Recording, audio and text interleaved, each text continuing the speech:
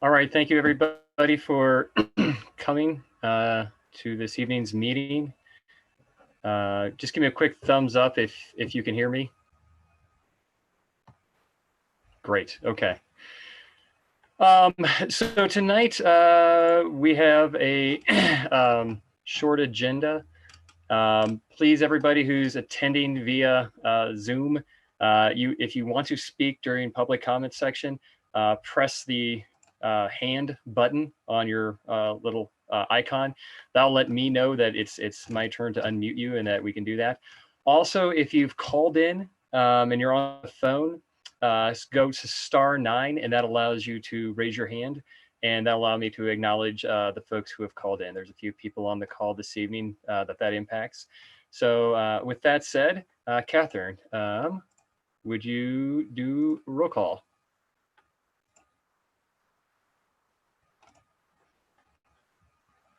Thank you. Willman? Can you hear me? Yes.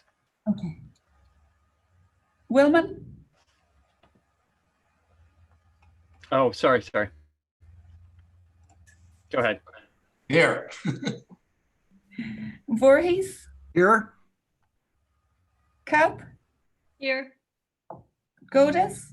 Here. Davis? Here. Depp? Yes. Hershey? Present.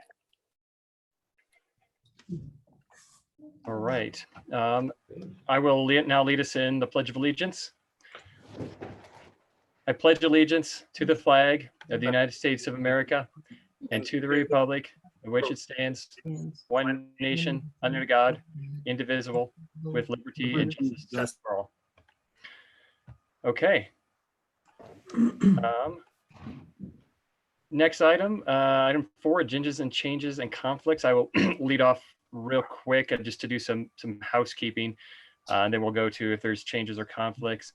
We'll have a item called council decorum, and I've decided with some input that we're not going to do backgrounds anymore. It's too hard to see. Sometimes the light hits people and then you can't see them. So if anybody has a background, if you'll please take off that background at this time and we can see the back of wherever you're at. If you also would be able to maintain video contact, that would also be, I think, helpful for the public. Tonight, we're going to run through some items, and we are going to limit council comments to 2 minutes apiece, including myself. And we're only going to do, so we don't get into the back and forth, we're going to only have one bite at the apple. So you give your comment, have other people give their comments. We will take a vote if a vote's needed, and then move on to the next agenda item. With that being said, are there any other additional changes or conflicts anybody has on tonight's agenda? No conflicts. Okay. Let's see. I'm also going to be running the meeting where everybody's going to be on mute, and I will unmute people as they raise their hand, and then I'll try to remember to unmute them. So this is a little bit new. We're trying to just kind of formalize how we're having conversations so they don't get out of control. And so if I am not exactly on top of it, just give me a little bit of a little bit of grace. So with that, our next item is citizens appearing before council. This is for items not on the agenda. Please limit your time to 3 minutes. Are there any attendees? Yes, Mr. Taylor Parson. Hi, thank you very much for allowing me to speak this evening. So basically, I just want to say a few words here. So this crisis has been very difficult for everyone. As a citizen born and raised local, I have a few concerns regarding the well-being of our town and citizens. According to the numbers provided to the public by you, we're looking at a potential shortfall of around $5 to $6 million from this crisis. While I'm aware that the council has taken some action to combat this shortfall, I truly believe a large portion of this deficit could have been avoided. That is by using strategic management. If this would have been used in the disbursement of the money, rather than spending the money on pet projects, we would have been in a much better shape. And pet projects I'm referring to are the following. The 7th Street Bridge or 7th Street project. This was unnecessarily overbuilt. And due to the lack of planning, I believe it even had to be done twice, and that cost a lot of money from many different avenues. The next project I'm referring to is the 27th Street Bridge. This was also poorly mismanaged. When the contractor came to the city manager and asked for an extension on their contract, it should have been negotiated to where they still received some sort of penalty or had to pay back a portion for every day that they were overdue.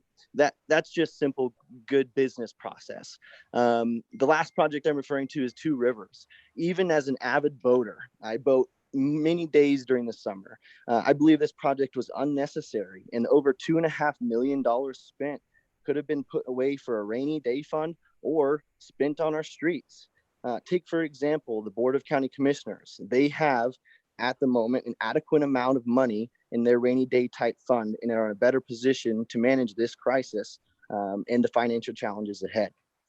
The lack of foresight of the city, of most of the members of city council as to how the citizens of Glenwood Springs need their taxpayer money to be spent is very concerning.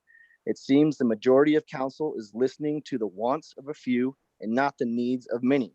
There is a difference between wants and needs.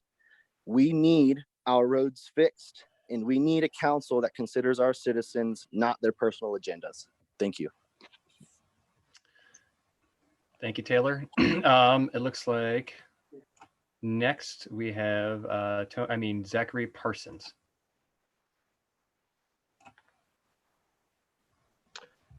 All right, thank you. To the members of City Council, if you asked what the public, whether or not there were any scandals in City Council right now, they might think you were talking about the actions of Councilperson Stepp during the April 29th Financial Advisory Board meeting. But apparently something far sinister has been brewing, and you all should be ashamed. Tonight, agenda item 6 is council decorum and expectations. And I've known many of you for a very long time. I respect and like many of you as neighbors and friends. But as a citizen of Glenwood Springs, I'm not sure many of you even know what decorum and expectation in this context means. So I want to tell you my expectations for your decorum as our elected representatives. First and foremost, we expect you to do your job with integrity and in the public eye. What you should be doing should be subject to public scrutiny at almost all times. But instead, you've been scheming and saying one thing to each other and another thing to the public. The only saving grace is the Colorado Open Records Act. It's only because of the Colorado Open Records Act that I know that at least 3 of you have apparently made decisions via email related to an agenda item, which is item number 6 tonight, without any public inclusion. Some might say that's a violation of the Sunshine Act. To give the public context, since they don't have that yet, 6 members of this council, along with city managers, schemed as to how to get rid of one city council member. As they emailed back and forth to draft a letter, here's a copy or a snippet of what was said by 2 of the members. On May 16th, Rick Voorhees wrote to Mayor Godis, since it'll eventually be part of the public record, referring to a resignation request, let me drain it of some of the histrionics, which I fully agree, and bring it back to the oath we all took and how he has ignored that. I mentioned to Paula this afternoon, reflecting on the PI article, that Tony ambushed her in the youth zone matter. He'll continue to run amok unless we do this. Replying, Jonathan Godis, our mayor, said, don't take too much of the histrionics out. This is just intended for Tony's eyes in order to persuade him that he doesn't want to see it in the newspaper. The actual letter we'll potentially submit to the newspaper will remove the histrionics. Shame on you. The public is going to find out the truth, and so far the evidence looks like, at best for you, this is partial retaliation for pointing out what Councilperson Stepp admitted was a mistake on April 29th. At worst, this looks like a few of you have violated the Sunshine Act, conspiring to get rid of a council person. Talk about a need for decorum and expectations. Meanwhile, our streets are still in disrepair. Thank you. Okay.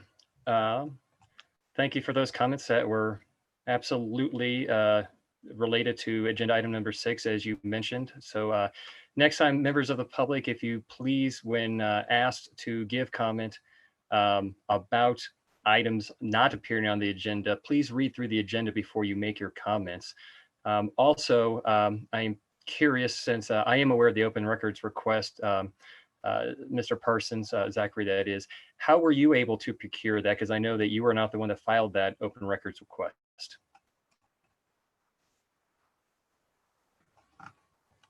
If you would like to raise your hand, I can recognize you. I don't know that I have to disclose that, but clearly you're concerned about your emails being disclosed to the public. And I would have read the agenda item, but you changed it last night. Okay, thank you. This is a simple question. I wasn't asking for an essay.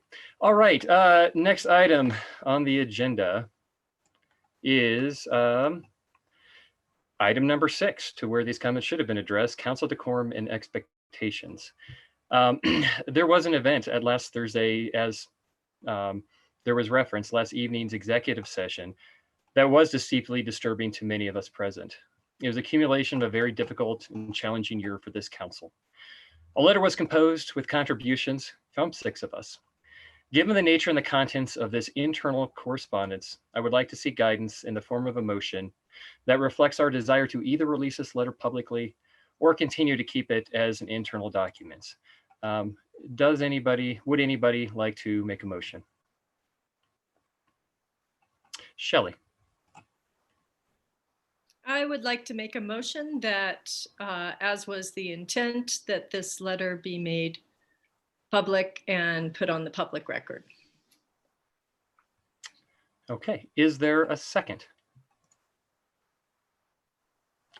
Steve Davis.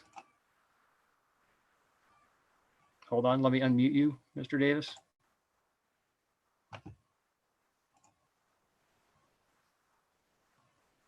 Now you unmute yourself. There you go. I would second that motion. Okay. It's been motioned and seconded. Is there further discussion? Councilor Hershey.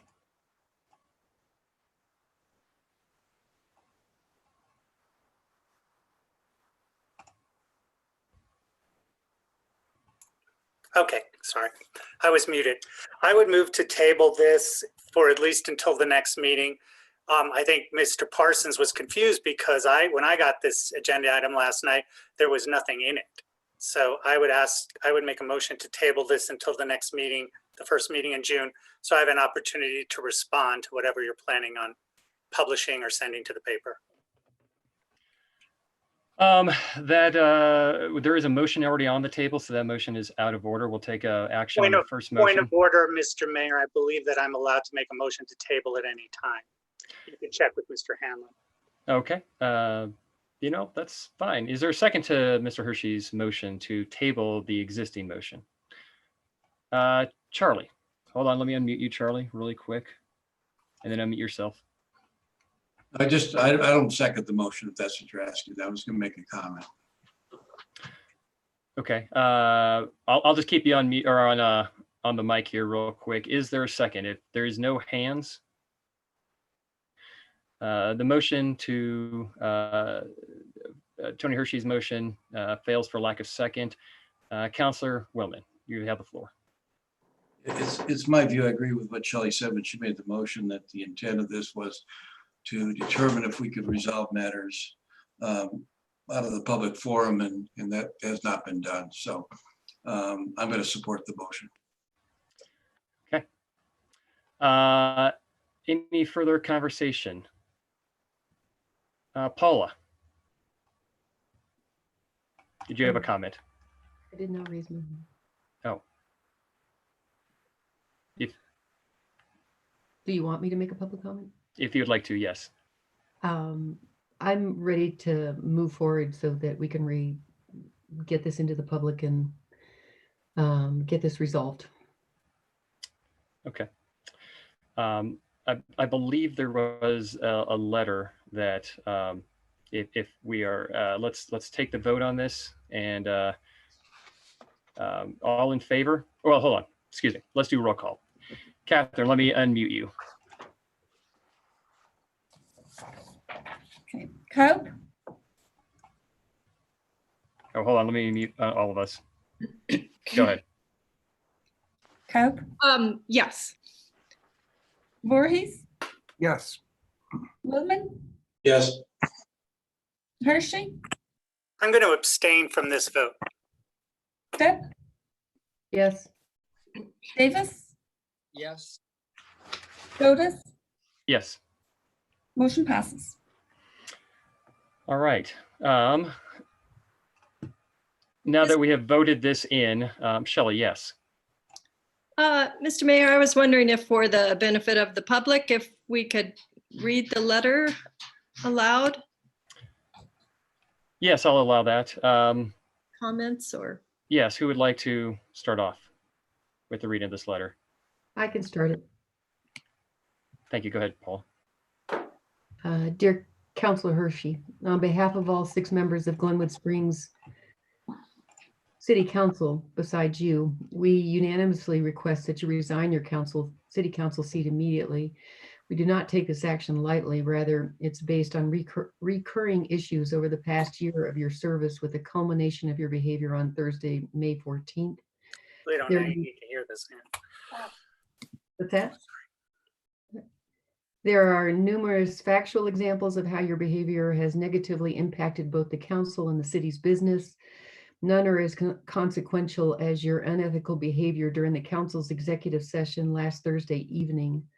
An executive session is a private meeting between the council and the city attorney that includes candid discussions of sensitive legal matters. Maintaining confidentiality and discretion is paramount to the trust that the council must have to effectively conduct the work of the people. Thank you, Shelley. I'll go on with the next paragraph. When the executive session was in session, you repeatedly interrupted the proceedings, called the city manager a liar, and had to be gavelled down or muted by the mayor. You subsequently unmuted yourself to announce that you can't mute me, I am done, goodbye, good night. After a brief hiatus, you returned to the meeting to announce that our city attorney and city managers were liars, and that you had called a representative of the entity being discussed after you left the meeting. You also told the council that you divulged sensitive and confidential comments to that person. Exchanging sensitive communication by directly phoning the subject of our private discussion during an executive session to discuss your personal viewpoint is evidence that you cannot and will not maintain ethics or confidentiality in the future. Okay, thank you. Mr. Boyd, I'm sorry, Mr. Davis, Steve Davis, unmute yourself. Tony, in the year since you were elected, you have put significantly less time and effort than the very minimum that's expected for a city councilor. You have routinely skipped work sessions that you do not care about, even when care has been taken to schedule them at such times that you might attend. You have stormed out of executive sessions, watched football games during council meetings, and regularly get out of your seat and walk around the room, initiating conversations with staff and with the public during the meetings. You refuse to schedule or participate in nearly all of the orientations for new councilors, to tour city facilities, and to meet with department heads to gain a comprehensive overview of the city operations and responsibilities. All right, Charlie. Another aspect of the city council's responsibilities is to participate as a liaison between the council and various assigned boards and commissions. You are liaison to the Fire District Board, Victim Assistance and Law Enforcement, or the Vale Board, the Historic Preservation Commission, or the HPC, and are the alternate liaison to the Airport Commission and the Downtown Development Authority. These boards commissions meet monthly, and connecting with these citizen volunteer boards of the City Council, they serve as an important responsibility of an elected official. You've only attended one HPC meeting, one DDA meeting, 4 fire district meetings, no airport meetings, and 4 Vail meetings. Attending 10 meetings out of possible 50 is discouraging to the citizens who volunteer their time and talent. They deserve a liaison who will respect their contributions and sacrifice. Thank you, Charlie. Tony, you have created and nurtured a toxic culture and spawned a hostile workplace for the city staff and your fellow councilors. In these council meetings, you routinely interrupt other councilors, belittle their sincere contributions and convictions, and in one memorable, though not rare, tirade, you called us all effing idiots before storming out of the meeting. You have made our work to serve the people exceedingly more difficult. You have berated senior staff repeatedly, threatened in open meetings to fire our city manager and attorney, engaged in a shouting match with our former police chief, asked to have the police waive a parking ticket of your coworker, ridiculed frontline park staff, and interfered with city contractors. This is not working for the people. Instead, this is a clear abuse of position and power. Rick. Am I unmuted? You are. Your lack of respect for rule of law includes your adversarial behavior toward members of the council, the public, and city staff. Your outbursts are testament to your continued efforts to bully your colleagues, as well as to curry favor with those outside of council with your inside information. The trust that you have shredded last Thursday, in combination with your selfish and unethical behavior throughout your tenure, is not random. Council has indulged your outburst, insults, and efforts to disrupt orderly proceedings in the hopes that the intensity and frequency of your attacks and outbursts would decrease. Glenwood citizens deserve someone that will represent them with trust, respect, and dedication to the work that we perform in the public interest. Serving on the council is more than just showing up twice a month for meetings that are televised. The people of this community, the dedicated staff of the city, and your fellow councilors deserve and demand better. Please do the right thing and resign immediately. Thank you, Rick. This is very difficult for us all to put forth. It's personally uncomfortable and professionally uncomfortable. And I appreciate everybody's thought and labor that went into it. Next item on the agenda, COVID-19, item number 8. Who's giving this presentation? Oh, sorry. I have to have a hand up from someone.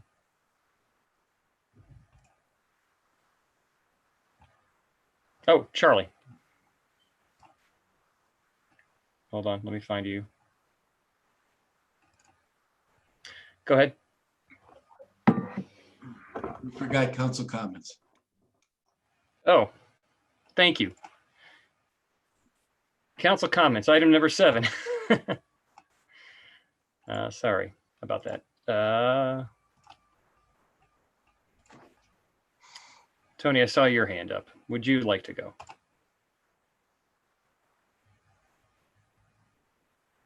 I think I muted you. Hold on. No, I didn't. No, you don't want to have any comments. No, you didn't. Oh, there. I'm sorry. I was muted. I just wanted to respond briefly that if mistakes were made, I certainly apologize, but I haven't had a chance to make a formal response. The city attorney has advised me that I can't print a formal response, but when it comes, you'll see it. But no, I'm not resigning, so thank you. Bye. Not bye, but thank you. Okay. And just to be clear, Carl, Mr. Hanlon, our city council attorney, did you in fact make the determination that Councilor Hershey cannot reveal the contents of the letter? You're unmuted. You need to unmute yourself. There we go. You're on. Hang on. No. I can't hear you, Carl.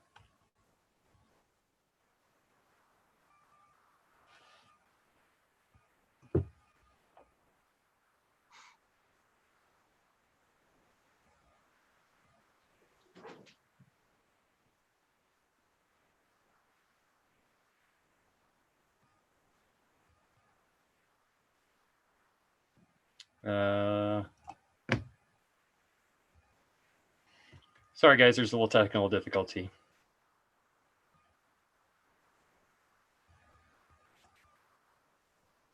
All right, there we go. There Sorry we about that. I apologize. Councilor Hershey asked me to review a letter that contained a mix of what I believed was both confidential and non-confidential information.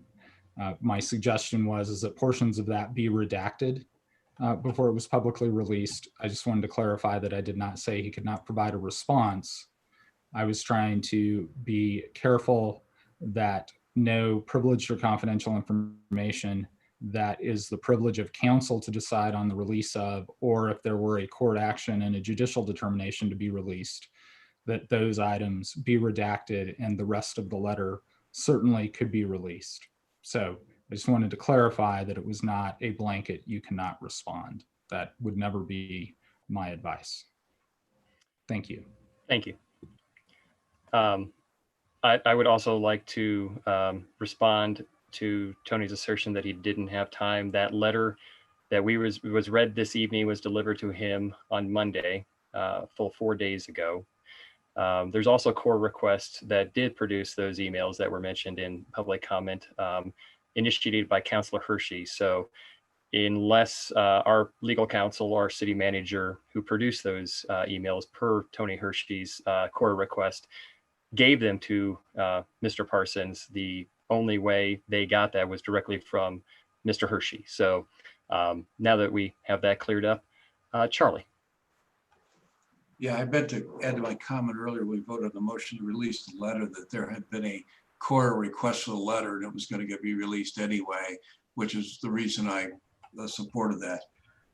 Secondly, I want to note that I spent some time yesterday in a Colorado Municipal League webinar regarding effective governance. And in my view, we're missing a couple of components that would help the situation that we're currently facing. I think we have a lack of options for rectifying improper conduct.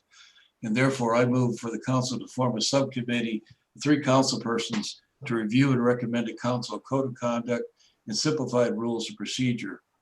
And making that motion, I know I'd like to be a member of that committee. I've got a lot of background in working with rules of order and those types of things. Thank you, Charlie.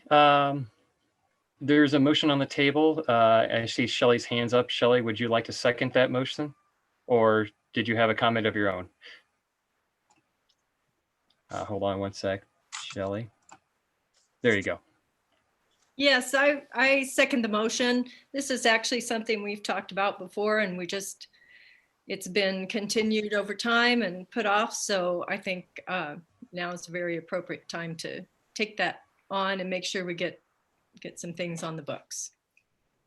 So I also have another comment, or do we want to take care of that motion first? I think it'd be helpful to take care of that motion and then come back to you for the comment, if that's okay. Yep. Okay. Been moved by Charlie, seconded by Shelley.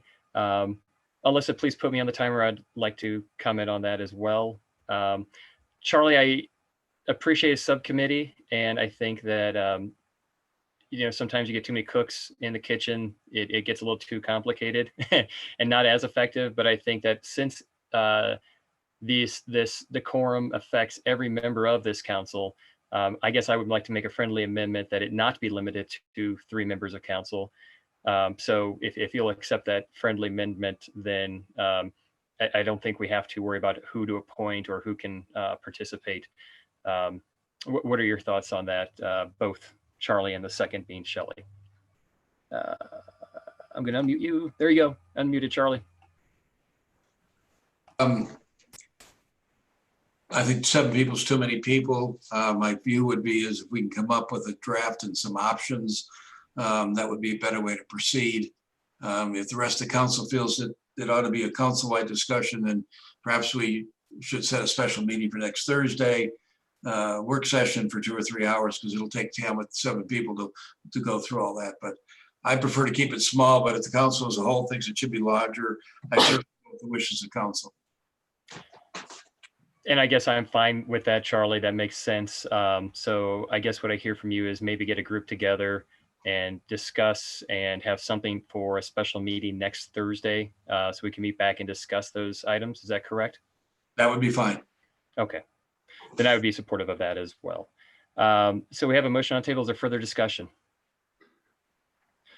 Seeing none, Catherine, would you call the question? Voorhees, Oh, sorry, hold on a sec. Yes. Coe, Yes. Davis,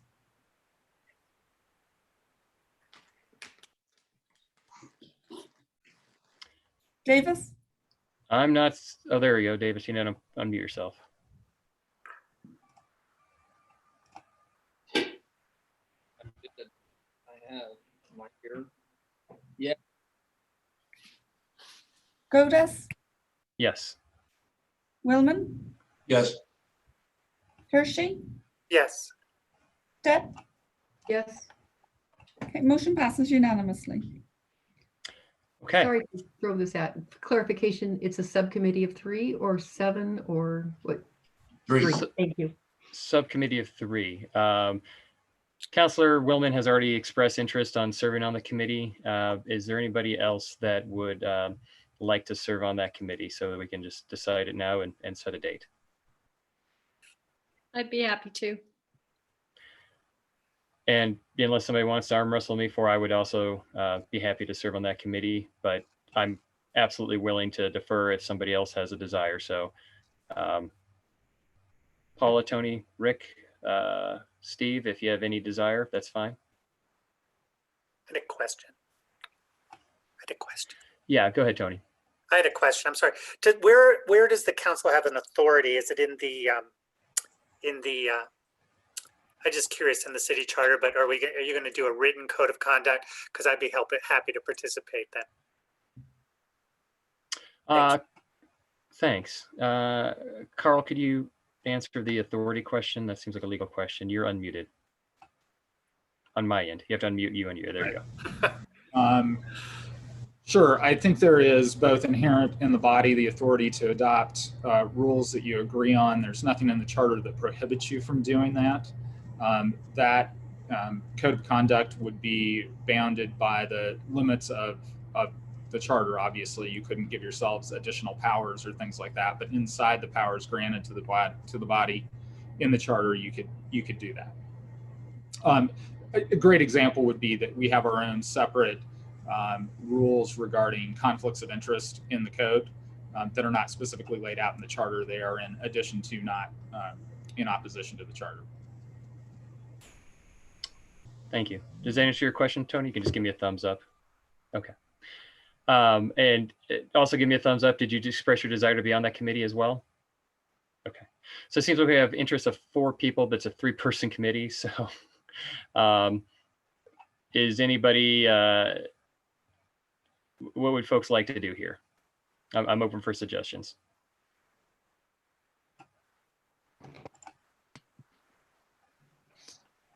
Shelley. If we want to keep it to 3 and it's just the draft, I'm fine to step off. I've already put forward, Littleton has a full draft of protocols and code of conduct. So I'll just submit that as a starting point and let the committee go from there. Kelly, I have that already. Okay, great. And it seemed like there was a suggestion by Councillor Hershey that maybe the difference between 3 and 4 isn't a massive difference. So would the original motioner be willing to revisit and just have a, Sure. Shelley, is that okay with you if we have a group of 4? Sure. Okay. So if that's the case, it looks like Shelley. We had a vote. We probably should make sure everybody agrees with 4. We had You're right. Thank you very much. I appreciate that. Could we just signal by saying aye or nay? And if I hear a nay, we will revisit, do a roll call vote. But everybody looks like they're unmuted, that I can at least unmute. So all in favor, please signify by saying aye. Aye. Aye. Any opposition? Hearing none, motion carries. Two people were muted, Jonathan. And it's not because of me, it's because they were muted. So I think in this instance, if people did not unmute themselves, I'll take their silence as either an abstain or an affirmative. Steve, is that, I did see you, okay. So I'm looking at your thumbs up. Let the record reflect. A visual inspection by thumbs up by Councilor Hershey and Councilor Davis does indicate that they are okay with the amendment of that motion. Okay. So, Mr. Mayor, what I'll do, if with your indulgence, is please I'll connect with Deborah tomorrow, and we'll try to. I'd like to see a meeting on Tuesday sometime, and I will work on an initial draft to send out with various. I'm trying to gather codes of conduct in addition to the Littleton. I've written to Kevin Bowder at CML to get those, and in the meeting I had yesterday, there was a simplified rules of procedure. I mentioned to Carl earlier today, see if he knew about it. The city attorney in Centennial, Colorado has what he calls Bob's Rules of Order, which is a real simplified version of Robert's Rules of Order. I think it'll help us all as we file motions and stuff. And so I'll be looking at that and bringing that to the group as well. So. Okay, thanks, Charlie. We'll just look to maybe have you kind of organize us and set up that meeting. Okay. Okay. Back to you, Shelley, for your actual official comments. Okay. I would just like to comment that we have had a good level of participation in our public meetings since we started doing the online participation. And I would very much like to see us be able to continue that when we go back to meeting in person. And if there's a possibility that we're going to go back to meeting in person in, say, June or July sometime, just wondering if council is willing to give staff direction so that we are set up to continue the online participation from the public in our meetings, even when we go back to City Hall. Are you, I see City Manager Figueroa nodding her head in agreement. Is that a, Deborah, would you like to address that? We were kind of already figuring out how to do that. We kind of figured you liked it. That's great. That's awesome. All right. Any other council comments? Charlie. You had your hand up. There we go. I'm unmute. You're unmuted. Quick question, followed up on Shelley. Do we have any sense if we're going to be able to meet in June? I'm not at these meetings for the public. I agree with what Shelley said, but I would really like to get back in regular council meetings. I think it's going to help a lot of communication issues. Guess it depends on social distancing, and I would suggest that, we're going to have more guidance from the governor here in about 5 days. So maybe when we get more guidance on group size and we have more guidance on social distance and travel and meeting space and things like that, maybe we can have a conversation at that point in light of the new recommendations. Is that fair enough? Yep, absolutely. I know I don't know, but I want to encourage us to do it as soon as possible, even if we got to make some accommodations in the council chambers. Agreed.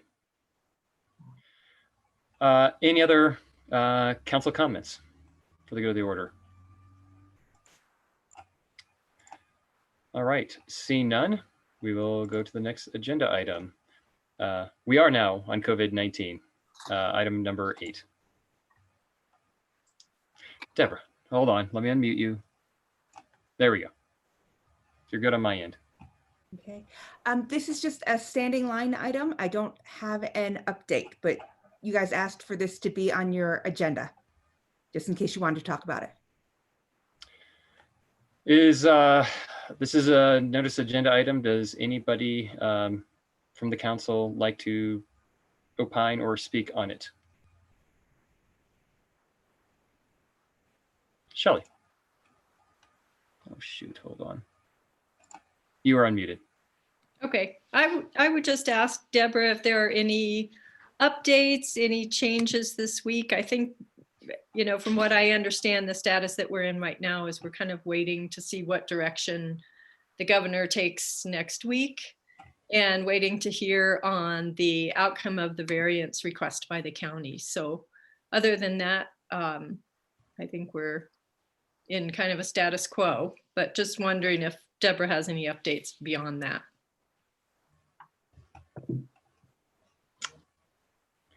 Okay. Deborah, did you have any updates beyond that? Hold on, let me unmute you. There we go. I honestly do not. There's going to be the governor's office will be taking public input tomorrow on standards for opening restaurants back up. We're going to hear more about that on Monday, along with the new changes to what I believe will still be a safer at home model is what I'm reading. Means I don't think we're going to the next stage yet. I think the state is just going to tweak the safer at home model. So we're kind of in a holding mode until Monday. Thank you. I see a couple other, Paula. Oh, sorry. Did your hand still up? I'm going to lower your hand, or you can do it. Go ahead, Paula. You're unmuted. I just want to, I think it's really important to remind the public that we have the G4, the economic stimulus G4 package that the DEA, the council, the Chamber of Commerce have all put together, and those applications are out for the public right now. And I believe the deadline is May 26th. So you can get help with your utilities, you can get help with your rent or your mortgage interest by filling out that application, which I believe is available online, and encourage local businesses. We really do want to find a way to help people in this really hard economic time. And that is out there right now for the city of Glenwood Springs, for the businesses and throughout the city. Thank you, Paula. Charlie Woolman. Just a real quick follow-up. I think that I heard that we're close to 100 applications already. So just to let people know there is a lot of interest. That's all. Okay, thank you for that clarification. Any other public comment this evening? All right. Let's move on to the next agenda item. Let me just double check back. Okay, there is no other comment. Next item agenda, item number 8, COVID-19. Oh, sorry, that was one we just did. Number 9, let's do the consent agenda. All matters under consent agenda are considered to be routine and will be enacted by one motion and vote. The titles will not be read aloud. Is there a motion to approve the consent agenda? Charlie. I move to approve the consent agenda. Thank you. Is there a second? I will second. It's been moved by Charlie, seconded by myself. I'm just not quick on the draw yet on these things. All those in favor signify by saying aye. I'm going to unmute you all. Hold on a sec. Now, all those in favor of the consent agenda signify by saying aye. Aye. Aye. Any opposed? And I will take silence as an affirmative. Seeing none, motion passes unanimously. All right, next item. Item number 10, Blue Star Recycling. Do we have a presentation on this? I'm actually going to go over this one. I'm going to kind of give a brief overview of the staff report, and then I was going to bring Bill or Sam or Janet Morris on. Alyssa, I believe Janet Morris is in the attendees. I'm assuming that's either Bill or Sam.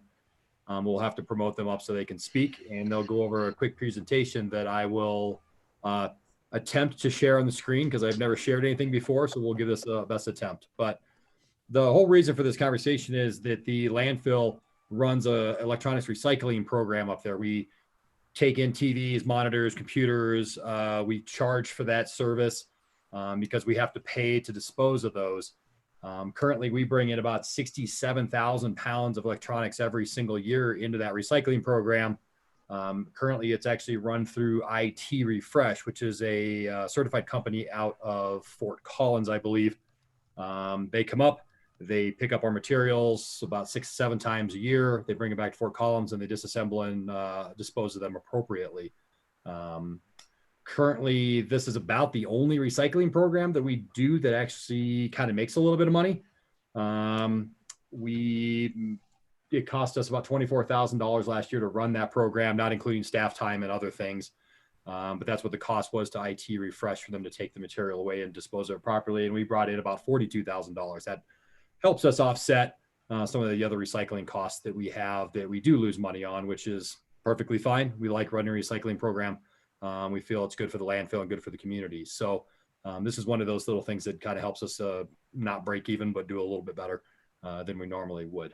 But that being said, Blue Star Recycling is another electronics recycling company that's available. They are actually working on opening an operation locally instead of doing something out of Denver or Fort Collins area.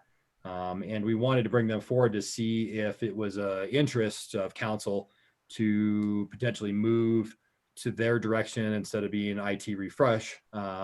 It would cost us a little bit more money. They do charge just a slight bit more, instead of being $24,000 just based on the proposal they had given us. It would have cost us about $33,000 a year. So it'd be a net loss of $9,000, but we'd still be in the positive on the program over the entire year.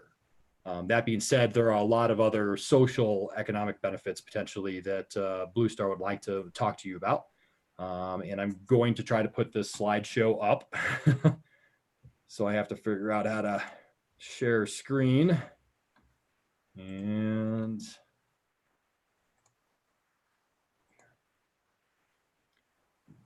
let's see. Can you guys see my screen? Yes. So it's I'm gonna go back to the beginning page here. So I found that I think Steve tried this last week. When you actually try to do a slideshow with it, it kind of disappears. So I was just going to leave it as all the slides with a small one on the side. And do we have Sam online or Bill?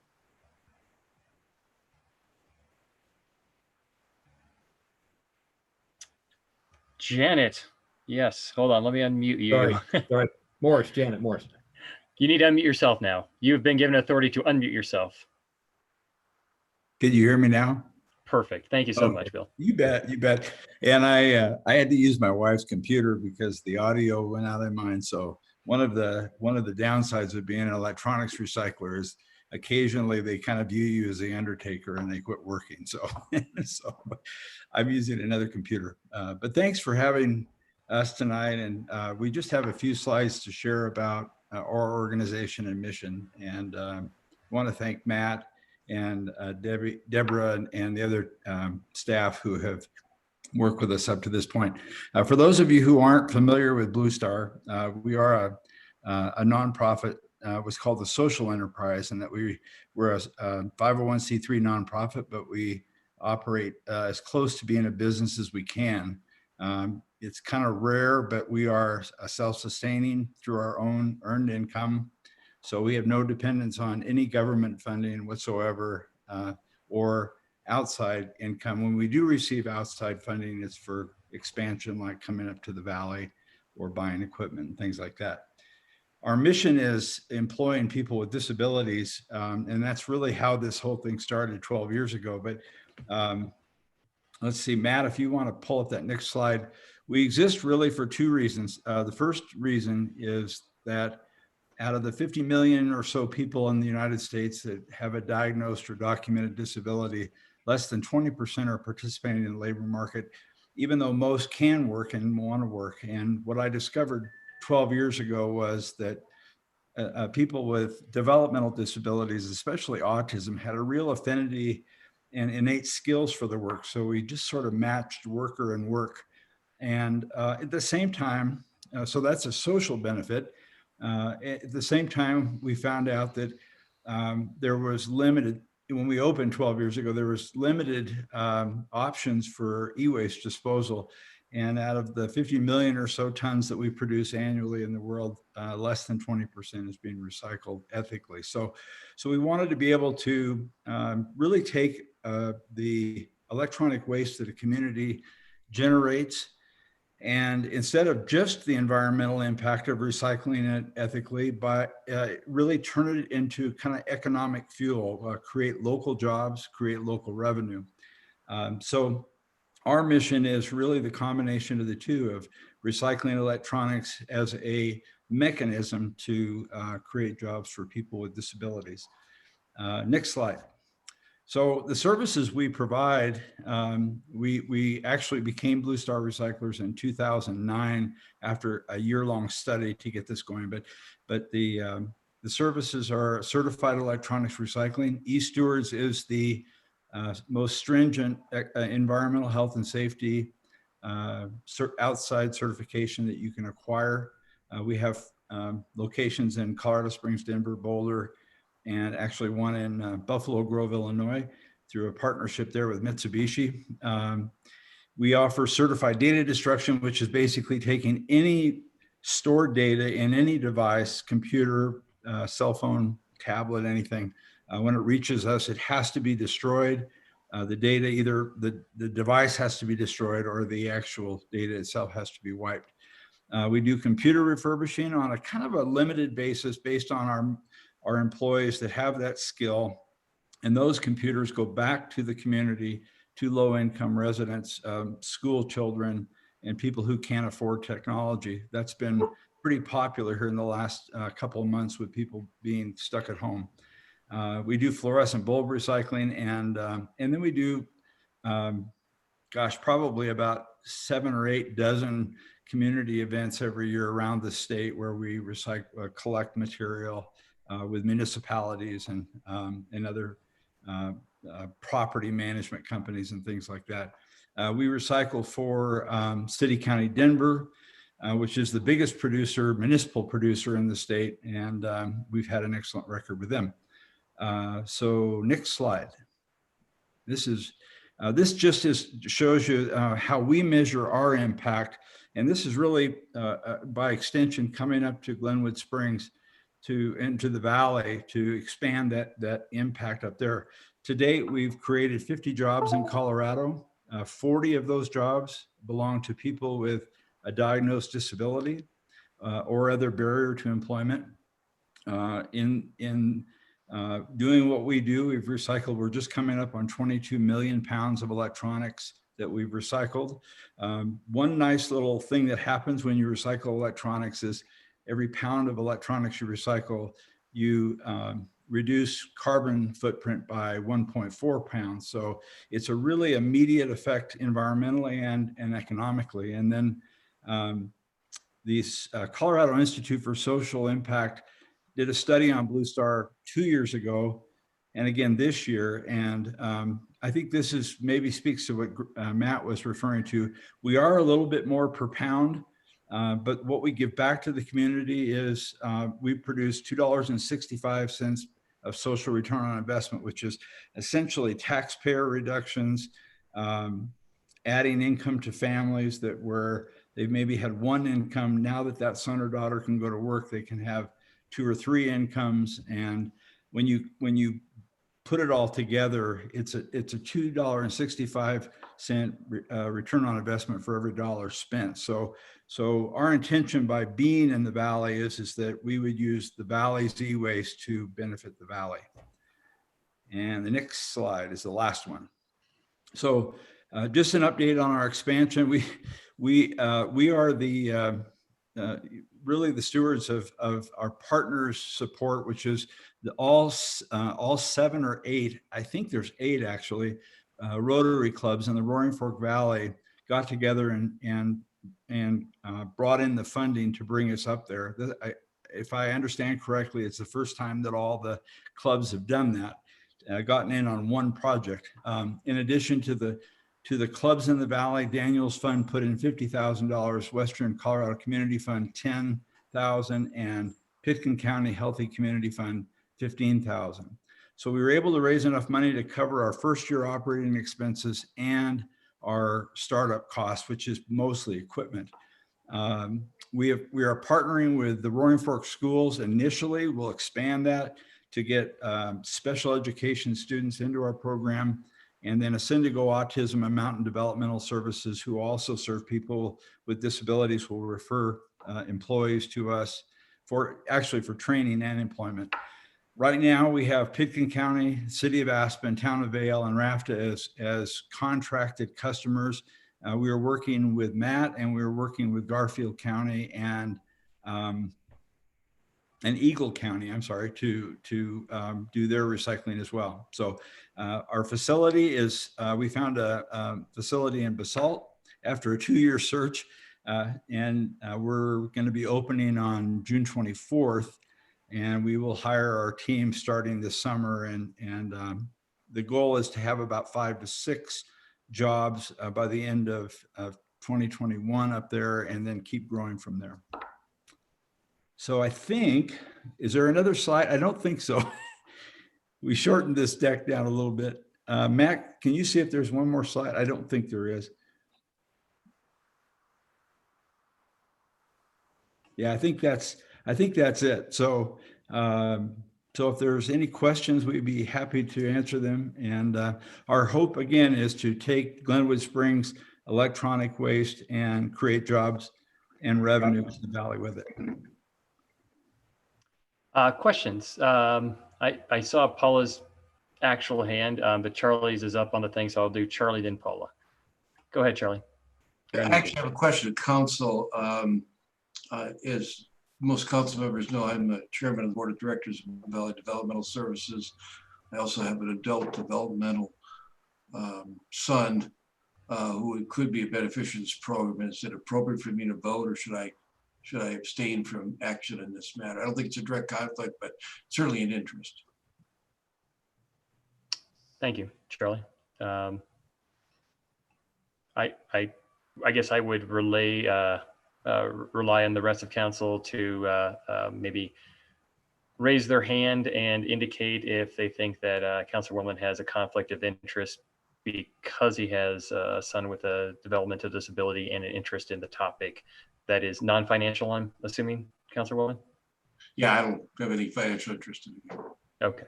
And if councilors want me to, I'm fine with that. I'm not going to be offended. All right. I see a couple hands up, but Paula, you're up next. Okay. Yeah, I'm not sure if we voted on the last thing, but just for my input, I'm fine with Charlie participating. So great program, very impressive. But I do have a question. What is the pay scale for these employees? Does that cover their needs? Do you have government subsidies that go along with that directly to those employees or through you? Good question. So as I mentioned earlier, we decided early on not to go the way of most employers of people with disabilities by accessing federal or state subsidies. So we run this as a competitive employment setting.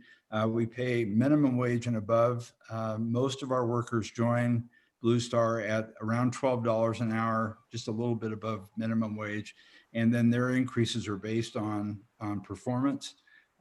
We have 7 people with disabilities in leadership positions and supervisory positions. So we have some that have, received salaries and have moved up the scale. So, so this is really, we're just a kind of an ordinary employer when it comes to, that. We don't participate in disability services billing for taxpayer funds at all. Thank you. Mm-hmm. All right, thanks. Councilor Voorhees. Yeah, Bill, just follow up on Paula's question. Do you have sort of a ballpark number or an estimate about how many people might be employed in 1712 Willis Lane in Basalt? Yeah, it's a pretty small facility. Our guess is we'll grow out of that pretty quickly, but we wanted to get rolling. And their goal by the end of next year is to have 6 employees. The great thing about this, again, we started with 4 in 2009, and we have 50 now. It grows through volume. So the Valley is very good at recycling electronics. Glenwood Springs program's very good. Pitkin County has a really good program. So the amount of e-waste that gets recycled as opposed to disposed of in other ways is very, very good. So if we can increase that volume that comes to Blue Star, it's very dynamic. You create jobs for, every 16 computers or every 14,000 pounds a month creates a new job. So our goal is to increase recycling up there as a support for the employment. Thank you. Mm-hmm. Shelley and then Tony. Bill, I had a question for you just on safety for the employees, since some of these electronics and like the fluorescent bulbs contain toxic materials. Are there standards that you follow for that, or? Yes, as I mentioned, eStewards is a certification standard we have had since 2013. It's a third-party audited standard that covers material handling, environmental health and safety. So we get audited for 3 days every year, plus a surprise inspection. We have to have mass balance accounting on the amount of material that comes in and where it goes from where we send it to processors. Electronics have no negative effect or negative impact health-wise on workers in the state that we process them, which is all we do is sort them. And on the computers, we just take them apart, because when you recycle certain materials, they have to the circuit boards and the wire and the power supplies and things have to be separated. There's no exposure to anything that is dangerous. The fluorescent bulb machine that we use has a 3-stage carbon filter. So as the bulbs are fed into the machine, all of that carbon, there's a pin drop of mercury vapor in each bulb that gets taken into the filter, and employees are never exposed to that. Okay. And then I had a question quick for Matt Langhorst. So Matt, just in summary, it looks like based on this amount of recycling we did in the previous couple of years, if we were to go with Blue Star, we'd still have a net approximately $9,000 a year positive revenue to the landfill fund. Is that correct? That would be correct. Okay, thanks. And to be honest with you, I would hope with Blue Star in the Valley, people may take notice of e-recycling more and maybe even use our services more, or bring it directly to them, or Graft or whoever it's going to be. I mean, our whole goal is to get things out of the waste stream. If this helps us do that, even better. Okay, thanks. Councilor Hershey, you're unmuted. Can I ask a quick question of Matt Langhorst? So Matt, just to follow up on what Shelley asked, she asked my question, but so you were taking it looks like 42, and then I guess there'd be a little bit of a net loss, but there's still a profit is what Shelley was sort of getting at, correct? Correct. In 2019, basically, we made about $18,000 profit on that. If we were to move to Blue Star, and like I said, just roughly off of their proposal, Bill and I can sit down and detail that out just a little bit more. It looks like we'd lose about 50% of that, but we'd still be having a net profit around $9,000–10,000. And a lot of those funds are used to offset the costs of other recycling at the landfill, right? We do use them to help offset some of the costs of the landfill, and we reach out for everything we can to help offset costs for recycling because we feel it's that needed. Thank you. Mm-hmm. Any other questions for staff or Mr. Morse? All right. Seeing none, I will open this up to public comment. I am going to ask that if people want to comment on this item, Blue Star Recycling in the city's contract, that they limit their comments to the agenda item. So with that, Mr. Zach Parsons, would you like to comment on Blue Star Recycling?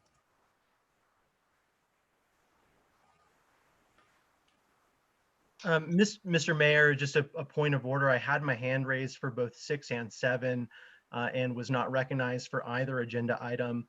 That is what my comment has been directed to and why my hand has been raised. So I do not have a comment for this particular item, but I have had my hand raised for 2 previous items. Thanks. And Mr. Parsons, usually we don't always take public comment on every item. So if it's an ordinance or an action that it affects the ordinance of the city, then we're required to, but sometimes we open it up and sometimes we didn't. I thought there might be public interest in this recycling program. So that's why, for example, on this item, we did, but thank you. And understood. I'll have my hand raised on the very next item, which I will have some comment on. I had some comment on the COVID-19 item as well, but I'll limit on this item. Okay. Taylor Parsons, you are unmuted on my end. Oh, thank you again. I had a similar question to my brother. I have had my hand raised for the last 3 or 4 items and do value recycling, but really my comment was in the same nature as my brother. So I did get an answer on that. Thank you. Okay.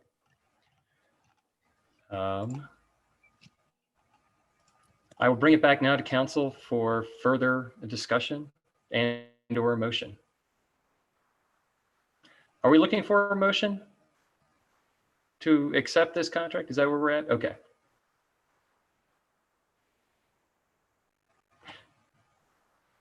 Paula. And then Shelley. If I would move that we would, I don't really have a thing here, but I would move that the council would consider bringing on Blue Star Recycling to take care of our recycling needs. I think that this project not only provides an opportunity for us to extend our electronic waste recycling, but it looks like it also offers opportunities for jobs in our area, which I think is important. I'm not sure if I said that the right way for moving for this. I was looking for what the language was.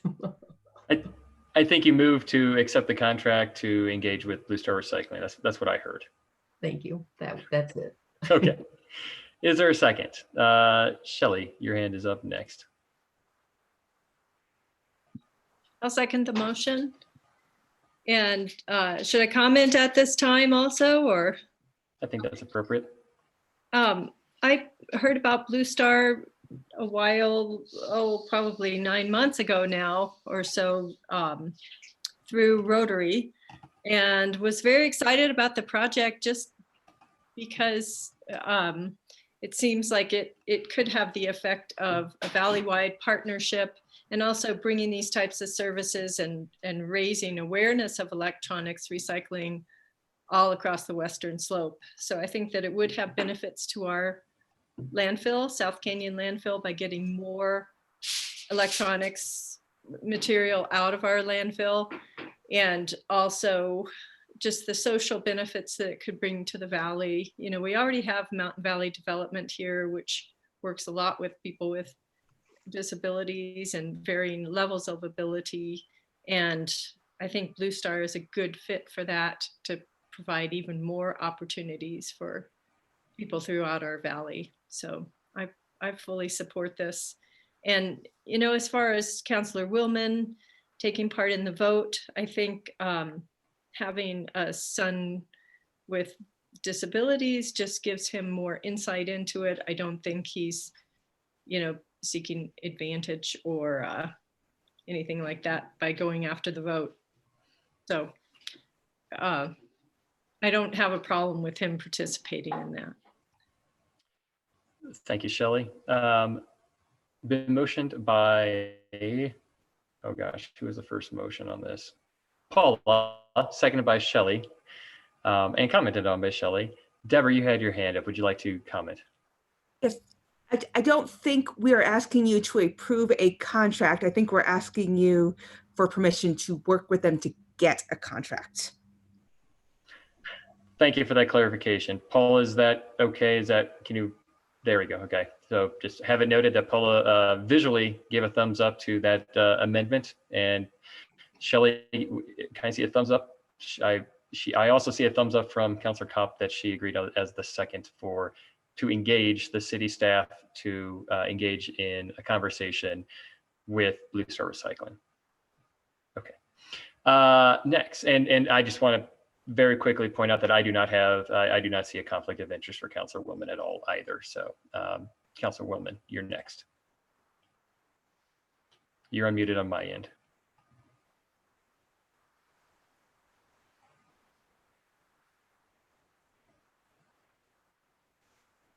There we go.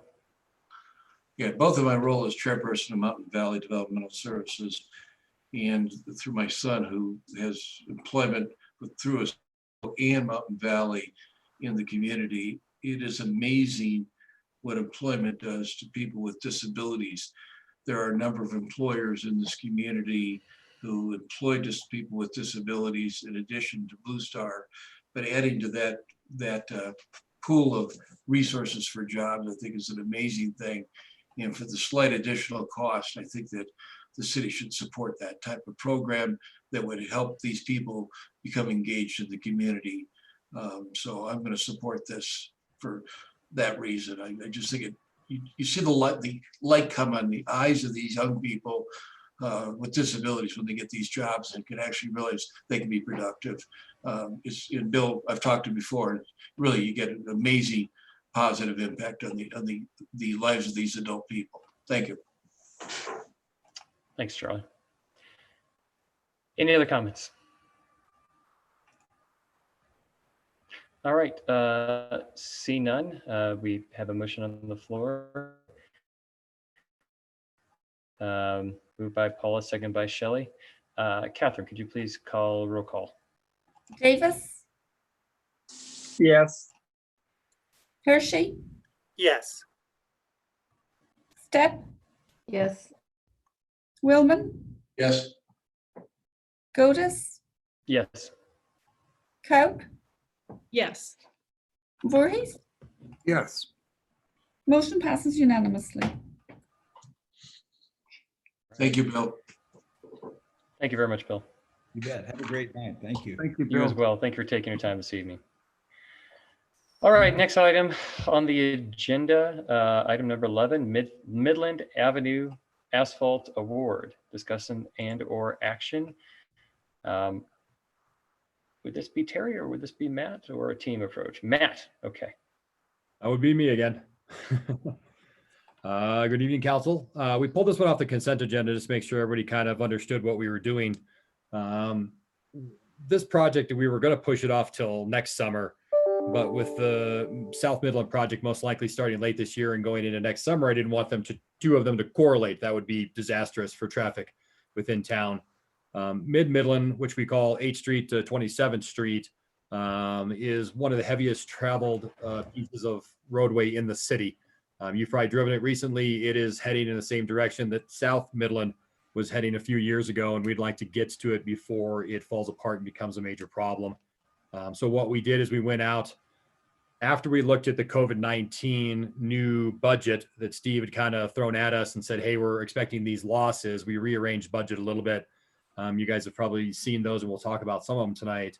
But we left $350,000 in the budget to mill and overlay. Midland is not a badly constructed road, mid-Midland, because it was built in, I think, 95. The base course underneath is pretty good. The drainage hadn't been kept up for a while. So we cleaned drainage last year. We're going to clean drainage again this year. And then we're going to mill and overlay the entire roadway to give it a new surface. We're actually going to overlay it so it's crowned a little bit more, so that center peak is a little bit higher, so water flows off of it a little bit faster because it's kind of crushed flat right now, which will also help the longevity of that road. So we went out to bid. It's about 8,300 linear feet of road, 2-inch mill and overlay. Drainage, we'll do the drainage cleanup. 3 bidders came in on the project. They ranged from the $242,000 the Frontier came in at. Next was $299, I think was Grand River. And then there was a higher one, United came in, but they were a little bit higher than that. So all the two low ones actually came in under budget, which was great. And we would like to move forward with this project this summer, as long as you guys are okay with that. And I have an exhibit if you want to see which section of Midland it is, but like I said, it's from 27th Street concrete, right out front of the terraces there, basically all the way back to H Street in Midland, where H Street was rebuilt, I think in 2003 or something like that. That asphalt's in still good shape. So we'd be replacing the whole entire stretch of roadway. Thank you. Questions for Matt Langhorst? Rick Voorhees, you're unmuted. Yeah, thanks, Matt. Just a quick question for you. It looks to me like this is sort of a 10-year Band-Aid, that we would have done something else if we would have had the resources from the street tax vote last April. And so we're basically buying ourselves 10 years. But my question is, if you had the resources, what would have been done differently at this point? Well, this is a project that correlates with a water project. South Midland is replacing the water line in the roadway. Basically, we'll call it from our tank connection at 4 Mile all the way back to 27th Street. South Midland's lacking in water a little bit. Most people don't know it, but we have to ask irrigation of the large irrigation suppliers in South Midland or South Glenwood sometimes to not run their irrigation so it doesn't drain the tank down. If I had $5 extra million, we would extend the water line from 27th Street all the way back to H Street where our larger water system is connected. And then we would rebuild this roadway around that project. But that would have to be paid for through the water distribution fund. And we do not have that cash on hand right now. We are looking at capital projects and how to move some of those forwards, but that one's kind of moved on the back burner a little bit. It's not a failing system. It's just a system that we have to manipulate and watch during the summer months. We're in design right now to put another tank out by the Cardiff tank up 4 Mile. That'll help balance the system over the next 10 years while we kind of figure out how we want to move forward with this larger connection improvement. So this and the new tank down there basically gets this system more in balance than it is currently, with minimal cost. I'd love to expand the water line and just deal with all the water issues, but that goes hand in hand with South Bridge going in and a whole bunch of other things. It kind of completes loops down there and makes us have a whole water system. So grander project is that. We'll call it a 10-year Band-Aid. It's not even that. I mean, we're projecting 10 years. That's where we've based the asphalt off of at this point. We'll keep cleaning the drainage up. We'll keep chip sealing it. We'll keep crack sealing it. And we'll do the best we can to maintain that roadway until we're ready for the larger project to move forward. Okay. So, and the existing pipe there dates to 1995, did you say? Something like that? And so is it? That the roadway was rebuilt in 1995, I want to say, but the pipe's a little older and it's been put in over several years. So I would have to go back to records and tell you exact dates. But the pipe itself, we've dug down to it before, connected onto it, done repairs and other things up off stream in the Red Mountain South area. The pipes seem to be in fairly decent shape. So we haven't had any problems with leaks or anything. And so we feel like that pipe will last us the duration of time. Okay. Thank you, Matt. Yep. Thanks, Rick. Any other comments for Matt Langhorst? Questions, excuse me. All right, seeing none, we'll open this to public comment. Again, let's please keep our topics limited to the topic at hand. You have 3 minutes, Zachary Parsons. Great, thank you. I'm really encouraged by this project. I'm really excited that the city is dedicating resources to re-asphalting this project.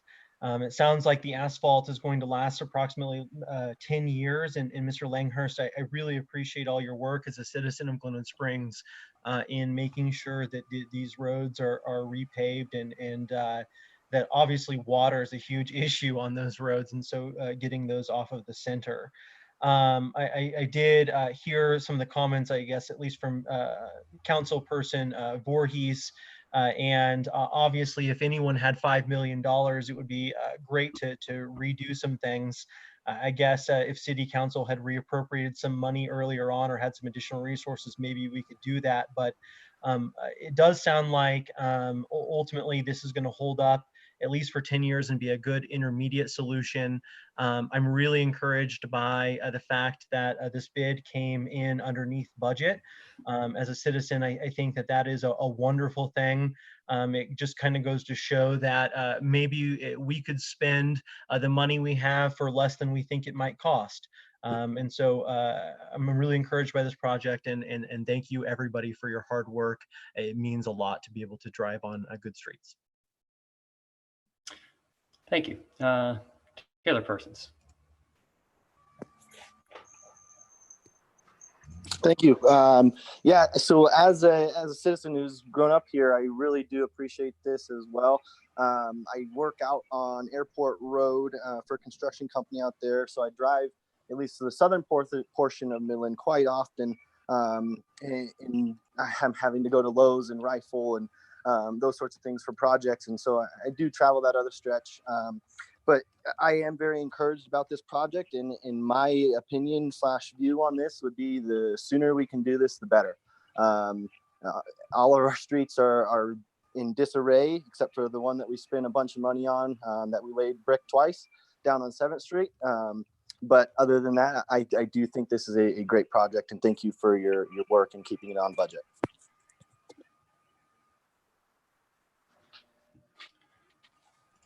Thank you. Any other public comment? All right. I'll bring it back to council for further discussion and or motion. Councilor Hershey, you are muted. I would make a motion to approve this Midland Avenue asphalt award, Mr. Mayor. Is there a second? Go ahead, Rick. Did I hear? Okay, I hear a second. All right. It's been moved by Tony, seconded by Rick. Tony, I still see your hand up. Did you have further comment? Okay. Any further discussion? Okay. Alyssa, could you put me on the timer real quick for 2 minutes? I have a comment. Okay, there we go. You know, I think this is great. You know, for the community, that road is starting to look pretty rough. I'm hoping, Matt, and you can jump in during, and I'll cede my time to you to answer the question. But I think it's like we all see when there's a good rainfall and deluge, when that area we know that washes out. Is there any chance that we can get that corrected? And I guess I'll take your answer after I finish my comment. It's also kind of a slightly bittersweet because, you know, we're spending $200 and some thousand to mill and overlay a road instead of completely rebuilding it the correct way with the appropriate utilities underneath and the right sized water line. And, you know, it's unfortunate that we're doing patch jobs and having to do things that only last us 10 years when, you know, a rebuilt, reconstructed street with appropriate sized utilities would save the citizens money in the long run. It's an investment in the future. I know that last year when there was a fire in South Glenwood, that 2-acre fire, I believe, that endangered a number of homes, forced evacuations, that we were incredibly concerned because there was not enough water in that tank up there. And that is partly due to the size of the water mains. So it's unfortunate that we're wasting $250,000 at this point to do a patch job on a road, essentially, when we really need to dig up the utilities, put the appropriate size water mains so that the folks in South Glenwood can have a more appropriate response potentially to wildfires and home fires and just normal water use. So Matt, can you just real quick maybe answer, I'm done with my comments at this point, but Matt, could you just answer my question about the drainage part? Well, I'll kind of answer all your questions there. I kind of got 3 out of that.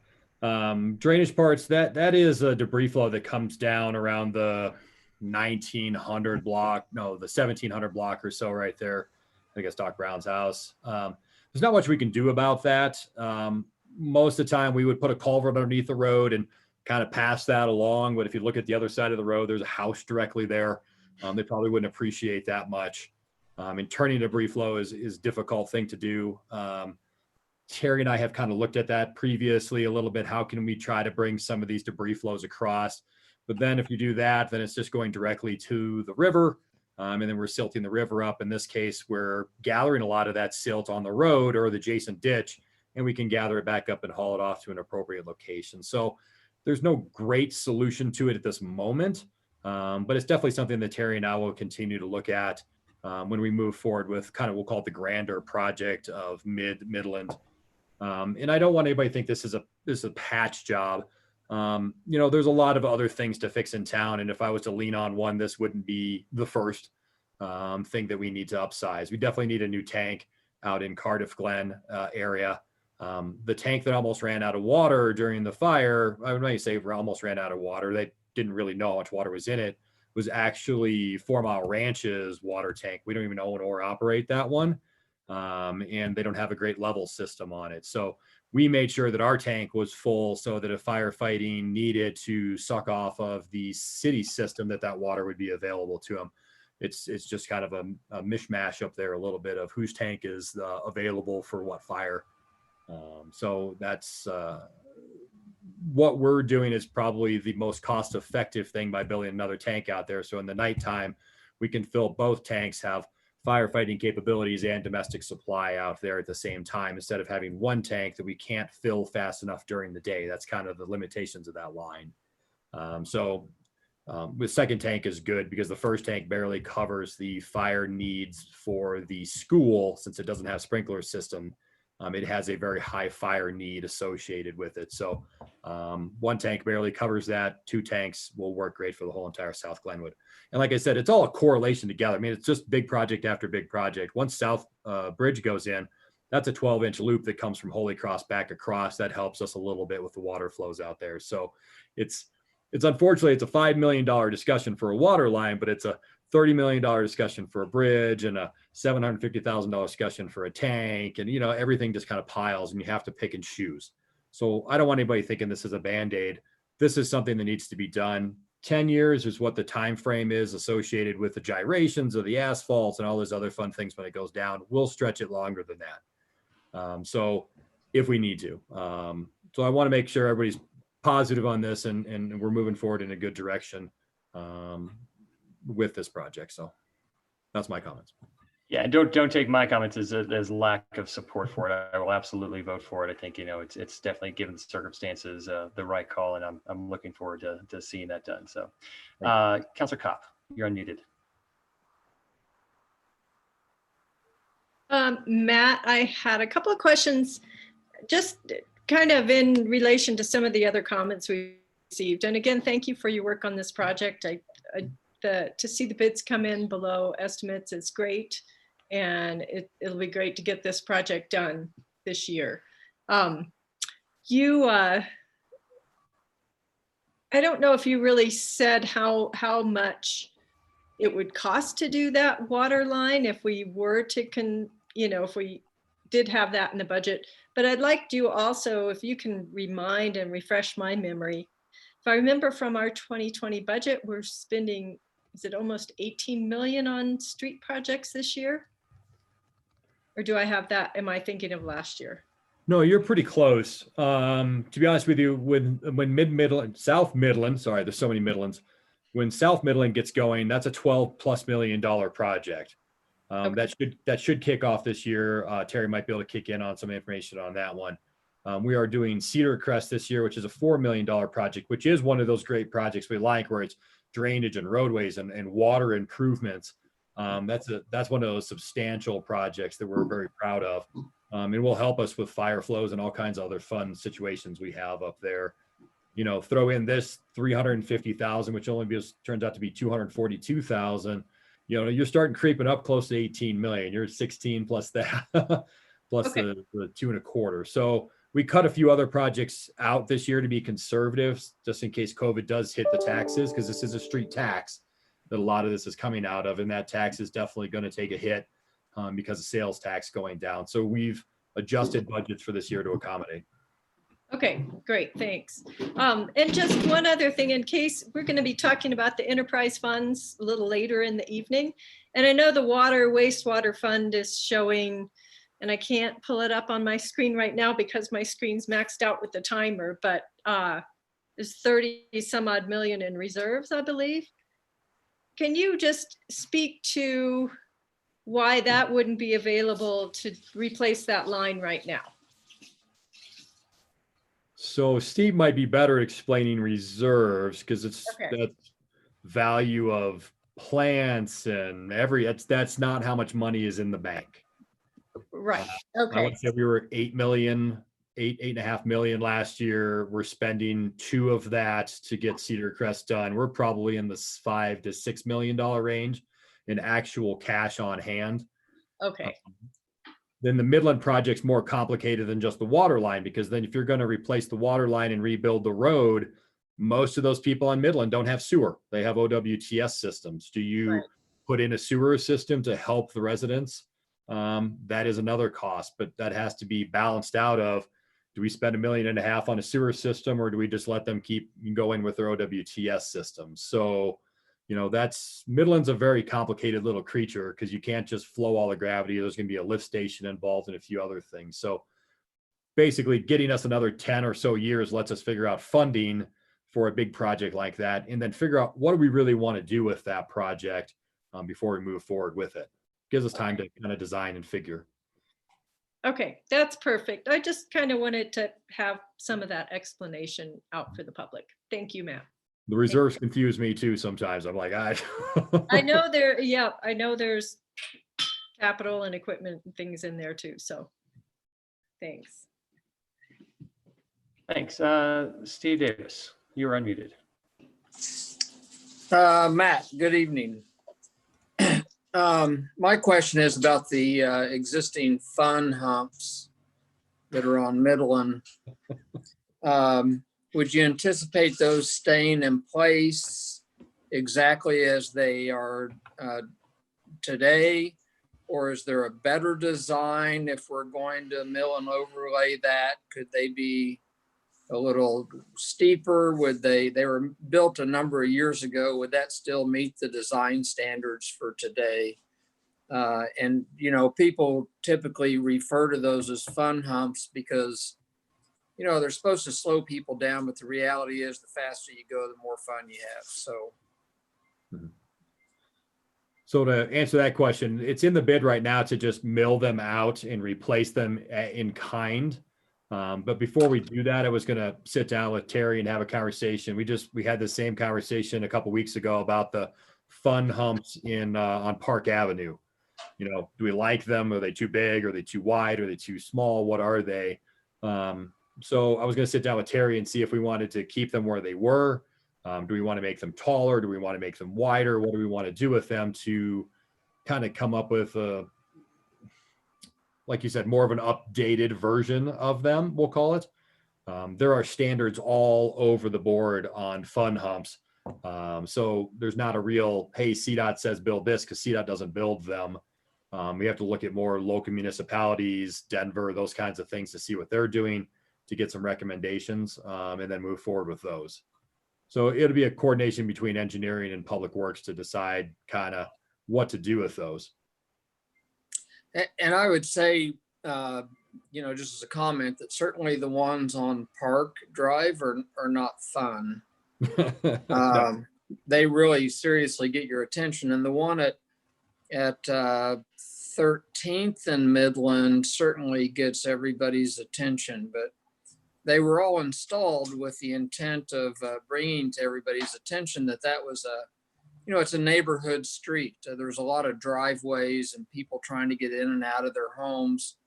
And so I think that kind of traffic control or, you know, is really important. And I really would hope that maybe we could do something that would make them a little less fun and get people's attention a little more as we were going to if we had any opportunity to do that. So that's my comment and question. Thank you. Okay. Well, we'll sit down and talk to Terry about it. Jake and I have talked about it already. And we have to limit some of the fun hump because we have to be able to plow them also at the same time. So making them too short, too high, those kinds of things complicate plowing too. So we'll work on them. Terry's online. She's listening to all of this so that we'll have some conversations before they go back in to put them in appropriately. Thank you. Yep. Any other comments? All right, seeing none, you're gonna have help remind me, who had the first and the second on this? I didn't write it down. I should have been writing it down. I apologize. Hold on, I'm just gonna mute everybody. I think it was Tony and Rick. Tony and Rick, okay, thank you. That's right. It's moved by Tony, seconded by Rick. Catherine, would you please do a roll call vote? Smith, Yes. Davis, Yes. Godus, Yes. Willman, Yes. Hershey, Yes. Voorhees, Yes. Cope. Yes. Motion passes unanimously. All Thank you. right. Thanks, everybody. Thank you, Matt. Appreciate that. Item number 12, ordinance number 12, series of 2020, an ordinance of the City Council, City of Glenwood Springs, discussion and or action, amending section 040-010 of the Glenwood Springs Municipal Code related to sales tax collection from online retailers. This is a second reading. Thank you, Mr. Mayor. This is second reading on what is basically online sales tax collection. We're working with CML to get a statewide ordinance that would apply to all home rule municipalities. This is in the wake of the Wayfair decision about trying to simplify these things so that these large online or smaller online retailers, for that matter, can easily figure out how much tax they should be paying. There are a few minor changes between first and second reading on this. And we've also included a provision because, as you can imagine, when you get a bunch of finance directors and lawyers together, not Steve and I, of course, but when you get them together, there is some level of wordsmithing that goes on to the bitter end, if you will. We did include a provision that in the ordinance that minor non-substantive changes could be made by the city manager or her designee, which would be Steve and myself, if there are any further minor tweaks between now and when this gets codified. The reason for that is that we really want to be able to start collecting on Q3, which would be July 1st of 2020. And we believe that's critical to all of these projects that we're talking about and critical to the city in the coming months. So with that, happy to answer any questions. Steve can speak more specifically, I think, to revenue and things like that. Thank you. Steve, would you like to speak anymore? Sorry, Mr. Mayor, are you asking me? Yeah, would you like to speak on this? No, I don't really have anything to say about this. I mean, I think Carl did a good job just kind of outlining where we are, and he's absolutely right. The sooner that we can start collecting this tax, the more fair it's going to be for the people that have invested in our community. And, the sooner we'll be able to start collecting that tax and applying it to revenue. So I'm very comfortable with the few changes that were made. And I think between Deborah and Carl and myself, you guys can be comfortable that if we do need to make some little tweaks to make it fit our little world here, we can do that without any trouble. So thank you. All right. Shelley. I would like to make a motion if I could at this time. I move that we approve ordinance number 12 of series 2020, ordinance amending section 040-010-010 of the Glenwood Springs Municipal Code relating to sales tax collection from online retailers. Charlie. Second, and just throw a quick comment in. Carl thinks of the language you guys did makes it clear in my mind when I looked at what you're doing. So good, I think good improvement to the ordinance. All right, it's moved by Shelley, seconded by Charlie. Further conversation. This is second reading. Actually, I'm sorry. I did not. I would like to take public comment on this. And I should have done that before we took the motion, so I apologize. Is anybody from the public like to comment on this? Seeing no hands, I will turn it back for further comment and or a vote. Seeing no further comment, Catherine, I'm going to mute everybody. All the participants are on mute. Please unmute your own mic. Can you do roll call, please?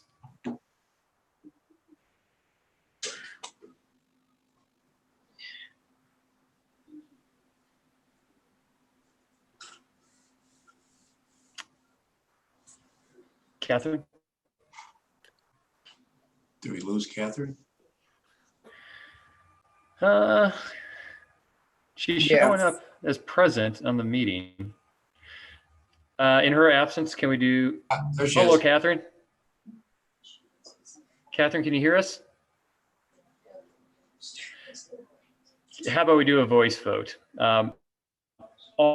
Raise hands. All opposed signify by saying, well, we can do it. Yeah, let's raise hands. Yeah, okay. All in favor signify by raising their hands, and if you can, say aye. Aye. Aye. Please let the record reflect it is my observation that is unanimously everybody voted aye. Any opposed? There are no hands or comments of opposition, so unanimous motion passes unanimously. All right, next item. We take a short break. Yes, Yeah, thank you very much. I appreciate that. We'll take a, is 5 minutes okay for everybody? Let's just reconvene. We'll do 7 minutes. We'll reconvene at 8:05 sharp. Thank you. Great. Thanks, guys.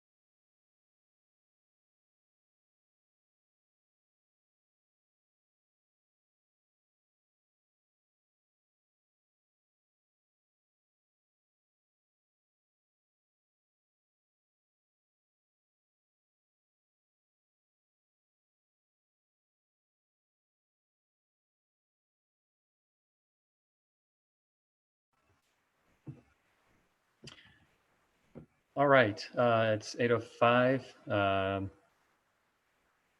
Looks like for the most part, we are back. I will wait briefly for Councilor Voorhees and Davis to get back on the video. There's Mr. Davis. I think we probably have enough to, it's now 8:06. We'll have Rick rejoin us when we get there.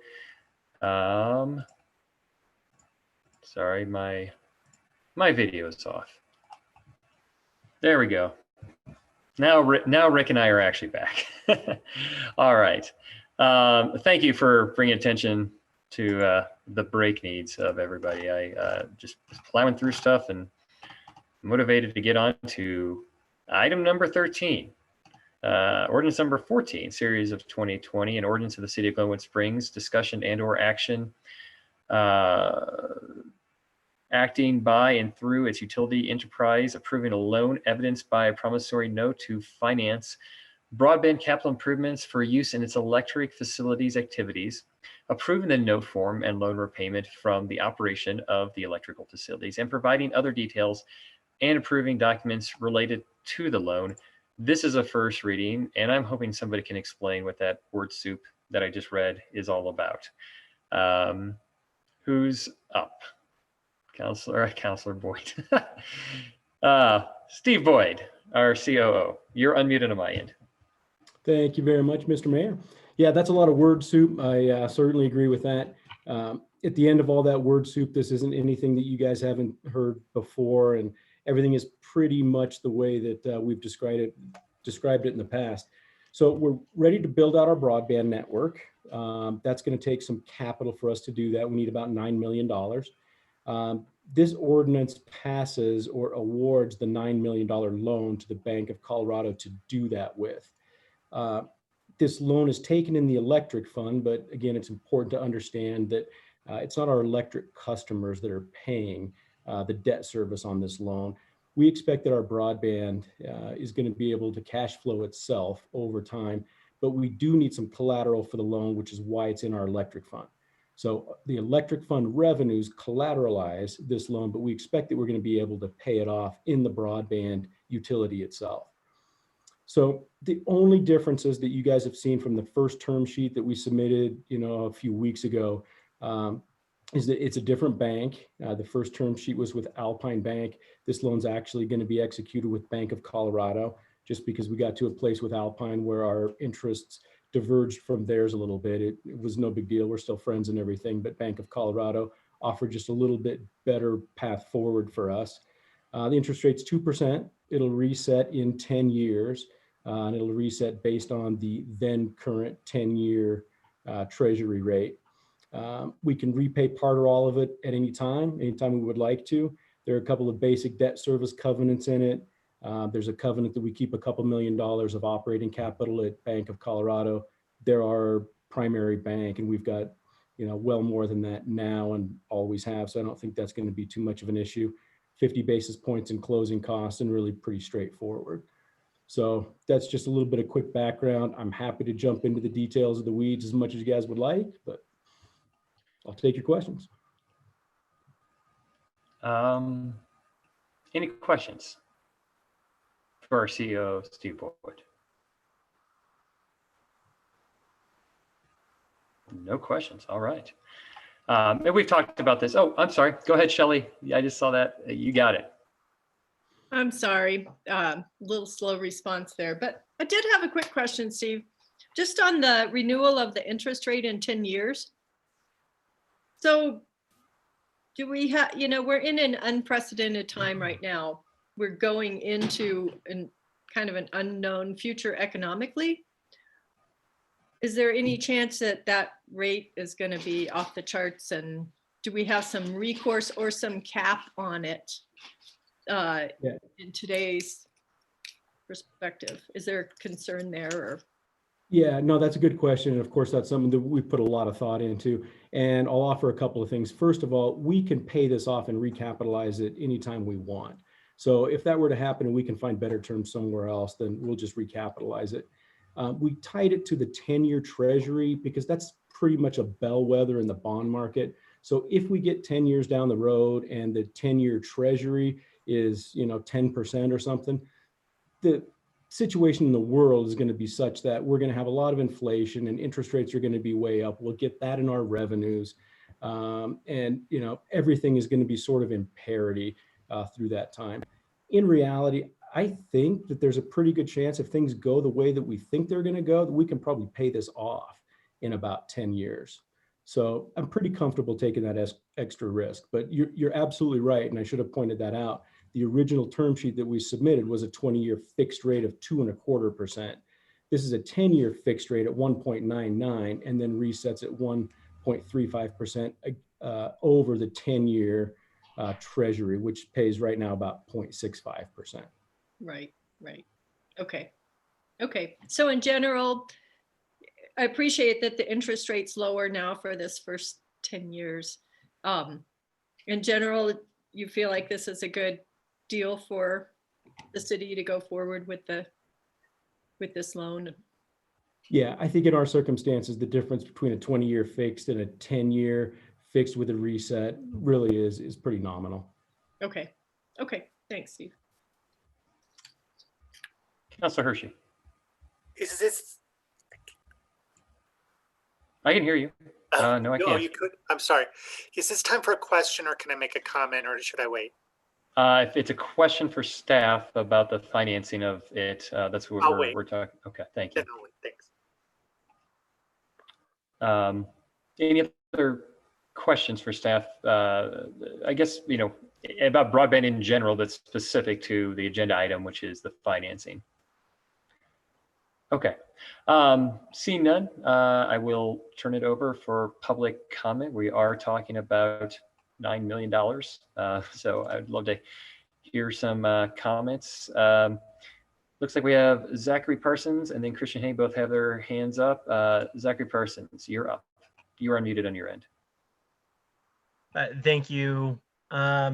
I guess in terms of our options, in terms of a variable rate versus a fixed rate, I would recommend that the council at least direct to explore a fixed rate option while possibly more expensive in the short term. I do think that mitigates the risk for council.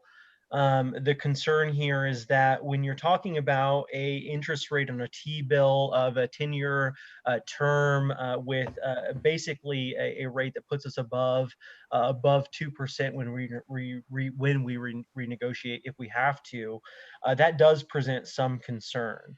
And so I think in terms of the financing options, a fixed rate would be far more preferable to the city of Glenwood Springs in terms of being able to have a long-term predictable future.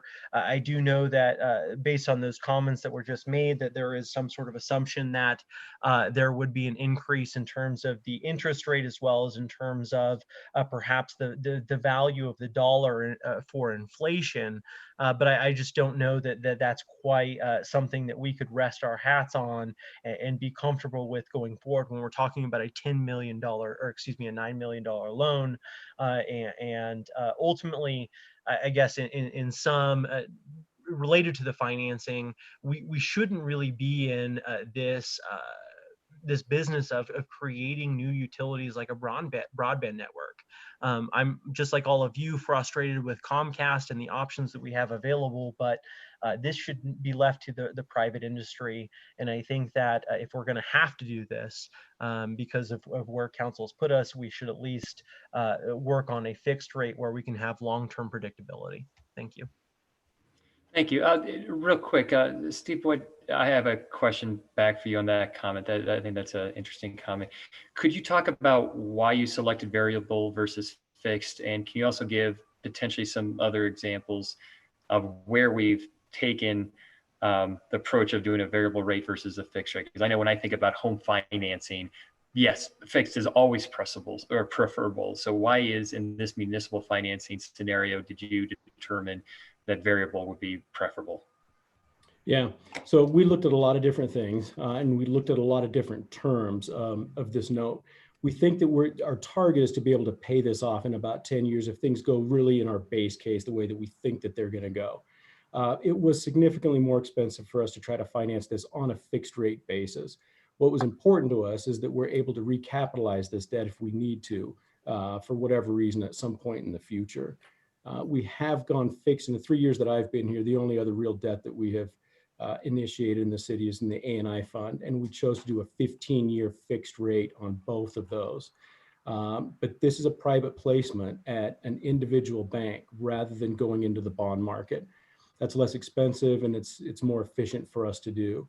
And so for us to fix that extra 10 years it wouldn't have been cost prohibitive, but it would have been more expensive. And I think that we've got enough means in the meantime in this 10-year period to mitigate that if it were to come up.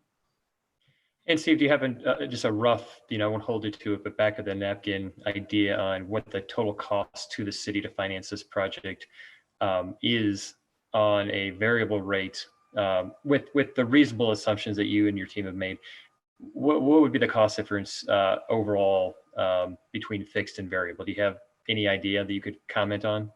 I mean, I don't know. I'd have to kind of run the numbers on that. But, if you're looking at a spread of, somewhere in the neighborhood of 30 or 40 basis points, by the time that this is all gets paid off, you're probably talking about, a handful of hundreds of thousands of dollars, $400,000 or $500,000 would be my kind of guess off the top of my head. Okay, thanks. And that's all I need. Let's bring it back to Tony. I see your hand up. Do you have a question about that comment? No, I thought you had more public comment. I'm sorry. I do. I know, going back to public comment, Christian has his hand up. It's just I wanted to respond to have our CO respond to that specific comment. Okay, thank you. Not by mistake. Christian. There we go. You're now allowed to talk. I have unmuted myself. Can you hear me now? We can hear you great. Okay, Mr. Mayor, City Council, thank you very much for giving me a moment. I would just like to express my appreciation for you moving forward on this broadband initiative. In today's world, internet broadband access is like a utility. It's air that we breathe. Nobody can survive without it. If anything that this COVID-19 pandemic has taught us is that as much as I am a fan of the tourism industry, we definitely need to work to diversify the Glenwood economy. And I think the backbone of having broadband is absolutely paramount of us being able to attract high income, high tech type jobs to our town. So I would just like to give you my support and say thank you for considering this. Thank you very much, Christian. Any other public comment? Okay, seeing none, I will bring it back to council for further comment and or motion. Charlie, you are unmuted on your end. Yes, I would move for the approval of ordinance number 14, series of 2020, with all the words you previously said. All right, thank you. Is there a second? I see Paula. Let me unmute you so you can verbally second it. I second that. Okay. With a comment that Sure. similar to what Christian had mentioned in public comments, I think this is very important for our community, especially having watched where we've been in the last couple months and the access people have needed to the internet and how important it is for us to do our jobs, for kids to go to school, and now with the great reliance on telehealth that many of our medical facilities are using, and that we're foreseeing that will become more common. So thank you. Thanks, Paula. Tony, you're unmuted on your end. Thanks.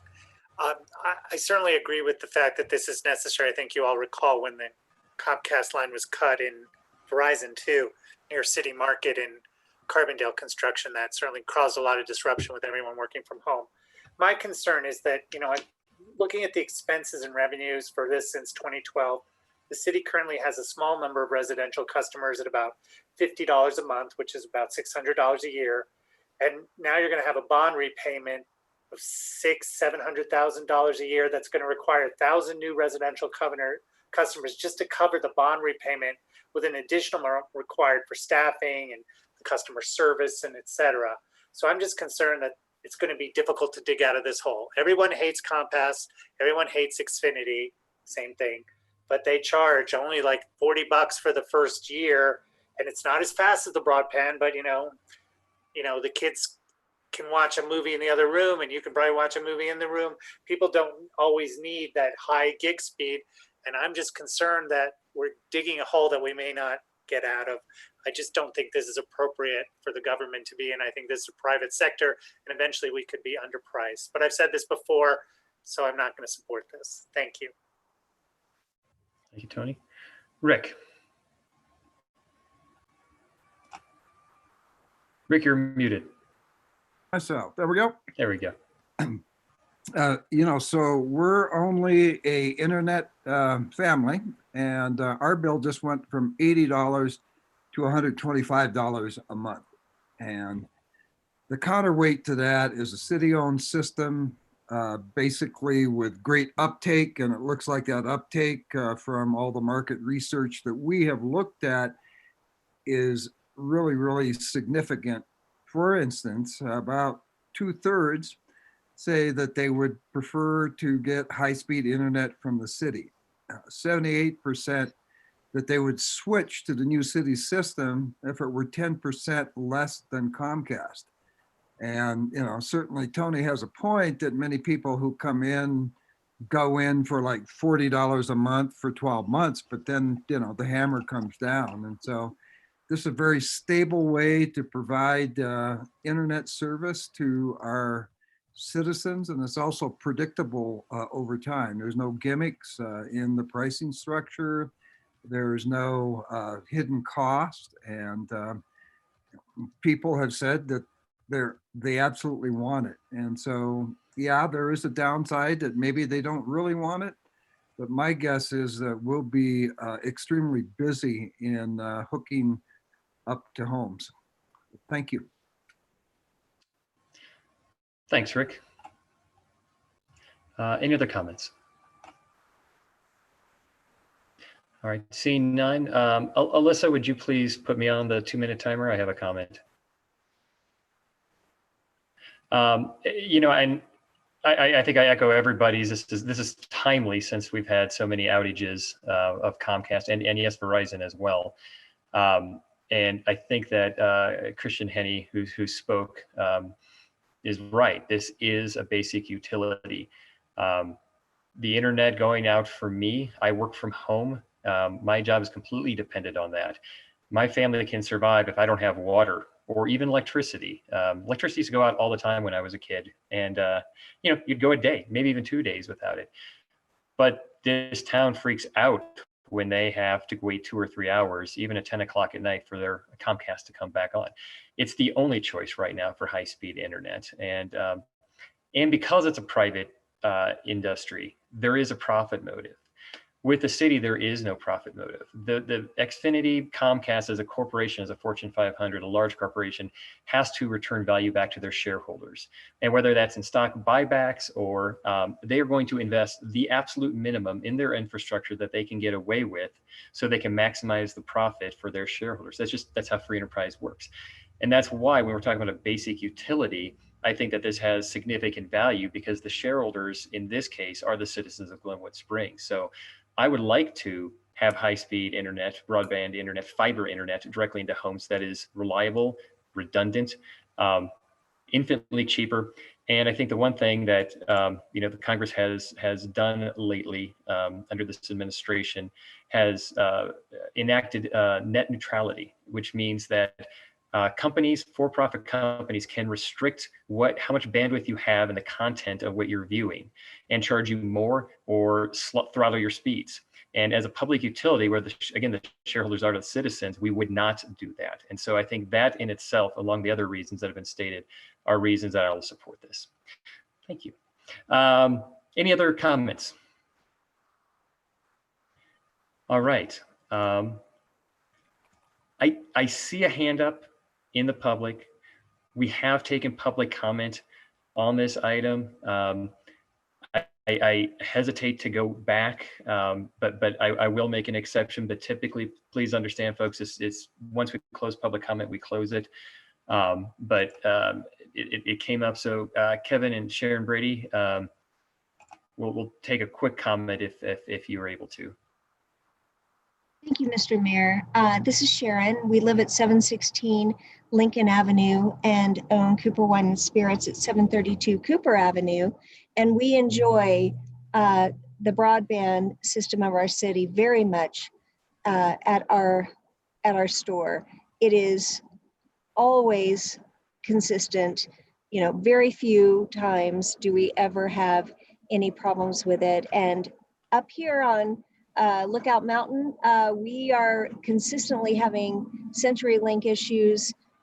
We have trouble with meetings as everybody's trying to Zoom and such. And boy, oh boy, we would absolutely love, even if we have to pay $5 more or such to have consistency in our broadband, we really would love to have that happen on our end. So thank you for listening and thank you for making that exception, sir. Thanks. And thank you very much for keeping it brief. I appreciate that as well. Okay. We have a motion and a second. Catherine, would you please call roll call? Hold on. Let me unmute you. There you are. Go ahead. Thank you. Willman, I said yes. okay, thank you. Voorhees, Yes. Godes, Yes. Hershey, No. Depp, Yes. Davis, I said yes. Cope. Yes. Okay, motion passes. All right. Thank you, everybody. Thank you, everybody. Hold on one sec. I'm just working on the technical difficulties. All right. Next item is 2020 Budget Enterprise Fund discussion and or action. Who is going to be presenting this? All right. Steve, let me unmute you on my end. Thank you very much, Mr. Mayor. I guess this one's mine again. And I think what we want to do tonight is just kind of go through each of our enterprise funds. And while we're at it, we'll ask, these are all Matt's funds. Matt also runs our fleet fund and our street tax fund. So while we've got his attention tonight, he should be able to help me with kind of some details and how things are going currently. But we wanted to just kind of go through and talk to you guys about any potential budget adjustments we might need to make in our enterprise funds as a result of this whole COVID thing that's upon us. So we can start, if it's okay with everybody, with the landfill fund. And I'll just kind of give you a little bit of background on this. And then I think what's going to be most helpful is for me to throw it over to Matt, and he can talk to you guys about what's actually happened on the ground over there and how things have been going through the first 4 or so months of the year. But generally in the landfill, we earn about $2.8 million or so in revenues annually. As you guys will remember, we brought the operations of the landfill in-house about a year ago or so. That has gone actually phenomenally well. In fact, it's gone better than even my kind of best case forecast had gone. We ended up in 2019 well ahead of where our forecast was. So our landfill comes into 2020 with better reserves than we expected that we would have. So, I mean, being 100% candid, it's really not all that difficult for us to manage this particular fund. We're not likely to see huge decreases. In fact, we're probably likely at the end of the year, if I had to guess or bet, I think we'll probably be up in landfill revenues. But we did, for kind of a worst case scenario, assume that we're going to be down 5% for the entire year. And if we are, that puts us off about $137,000 or so in revenue. We can make that up in a couple of ways. If we just cut some operating costs, Matt and his team have found $40,000 in the operating costs that they think that they can cut without too much trouble. And then there's a compost lagoon and a slope that we're building this year that are coming in under budget. So those two things alone, I think will make up that $137,000. At the end of all this, we expected at the end of 2020 to have about $2 million in our landfill fund. And I think that even in this worst case scenario that we've put together, we're going to end up 2020 at closer to 3 million. And most of that is simply a result of coming in better than we expected we would into 2020. So with all that, I might see if I can turn it over to Matt and just ask him to, kind of bring us all up to date on what he's seen on the ground out there and where he's feeling like his revenues are coming in so far year to date. All right, Matt, I think you are unmuted on my end. Okay, there we go. Yeah, so what we've seen so far this year is revenues were holding pretty good in January and February. March actually was pretty good, and then April went down a little bit. But that was to be anticipated because we put some restrictions on our landfill, just like Pickens County did. Residents couldn't bring their materials up. We were basically going with landscapers, haulers, and commercial businesses were only allowed to come up. And then we had a little bit of problem with some of our intake of liquids capabilities, which we've now rectified. And we won't have that problem again this entire year. So that was expected that April is going to be down a little bit. But generally speaking, for the 4 months this year compared to the 4 months last year, January, February, March, and April, we're only down about 4%. And from the look of the lines, if anybody has been up there, and we do apologize for the lines, our credit card machine is slow, bring a check. We're anticipating revenues to be up in May here, so that we're not really concerned. I think the projection of being down 5% is probably a good thing. Us cutting money out of the budget to accommodate to cover that, also a good thing to be proactive and conservative on it. But we're still moving forward with our lagoon project that we are actually required to do this year by CDPHE. But we were going to cut back on another project we were going to try to squeeze in. It can wait till 2021 when we know if we're in a better position or not. So landfill, we feel really comfortable with that one at this point. All right, thank you. Charlie, you had a question. You are unmuted on my end. Thank you. First of all, the reason I raised my hand so quickly is I want to make sure we did these one by one and get time to comment on each. And I do have a comment on this one. And Matt, probably a question for you. Does this, what we're looking at here in the agenda packet, does this include the relocation of the recycling center in 2020 and the grant and things we got for that? So yes and no. So the $25,000 is still in there because we have a $25,000 match, I believe, on that grant. But the grant is covering. The grant is covering a majority of the expenses out at the recycling center relocation. The recycling center doesn't require us to change staffing. It just requires us to build it. But the state was nice enough to basically give us $150,000 to accommodate for that. So I'm not seeing that being affecting this in any way. So maybe I didn't ask a clear enough question. Are we moving are we going to move the recycle center back downtown this summer? Maybe I should have been clear on what I was asking. Yeah, I was going budget since we're doing budget. That is what we're shooting for at this point. Yes. I need to do a little more design. We need to get some bids out. We need to do all that fun stuff. We just found out we're getting that grant approved. I think it was a week and a half ago, as you guys found out about it also. Had a few things going on since then, so I haven't been able to move that forward yet. And we want to do a public process because there are residents there. We want to make sure we're kind of talking to everybody before we do that. Complicates the discussion a little bit, obviously, with our current situation. So we want to make sure we do that correctly. We have time with the grant money. We have to spend it in the next couple of years. But I believe the general intent is we bought the property. We got a grant for the property. I believe council's what desire is to move the recycle center back downtown and keep a smaller operation still up at the landfill so people have options. So that would be my hope, is it still happens this year. Yes. And I appreciate the time constraints. So, but it is, I think, a high priority for people in the community. So. Any other questions for Mr. Langhorst? All right, seeing none, I see a hand up for public comment. Jim Terry, you are allowed to talk on my end. Please unmute yourself at the bottom left.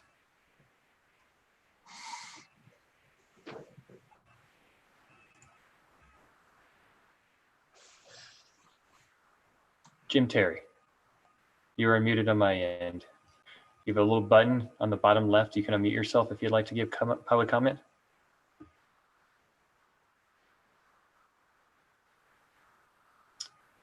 All right. Well, I tell you what, because technology is challenging sometimes for all of us in the best of times, I will bring this back to council at this time for further conversation and or motion. And if Mr. Terry is able to, I'm trying to get him unmuted. If he is able to make a comment before, please, I'm going to lower your hand, Mr. Terry, right now. And if you're able to make a comment and unmute yourself, I'll bring it back to you for that public comment. So I apologize, it's not working out for you, and I hope it's not on our end. So right now, and if you also have a comment, please submit it in writing after this if you're able to. Okay, we'll bring it back for a further discussion and or motion. Shelley and then Charlie. I guess I have a question for you. Do we want to actually vote on each of these separately? And if so, what are we voting on? Are we just voting to approve the estimates for the unknowns of the future, for the rest of the year? That is a great question. Deborah, hold on. I'm going to throw you on here. Deborah, sorry. There you are. You're. I was thinking we might discuss each one separately, but then just do one motion at the end. But we can do it either way, or do each one separately. I think it is great if you listen to all of them and, like we did at the last meeting, just vote to say you're generally okay with the plan. This will change as we go through the year, but we just wanted to keep you updated with what we're thinking and where we're planning to go. Yep. I raised my hand, Jonathan, because my understanding is we're just getting a report. We're not actually voting in anything. They're kind of updating, but. Okay. While I have the floor, though, I'm going to say great job on the landfill for bringing it in-house, and staff has done a phenomenal job on that, and the money that we're recouping and saving there, it's great to see the landfill fund back on track. So thanks. Okay. So do we have any other items from staff that we want to talk about or hear about? Matt, why don't you just kind of go through the gambit? Well, Steve's got a whole list of them because we have street tax, electric, water, wastewater, fleet. That was landfill was number one. Oh gosh, okay. So let's just do just real quick, council, give me a thumbs up or a thumbs down. Do we want to kind of have a conversation on each one of these as they come up, or do we want to just take it as an aggregate? Here's the update, and then I guess it's just an update. I guess we're not actually asking to take any action, so we're just hearing an update. So if council wants to hear that, then give me a thumbs up.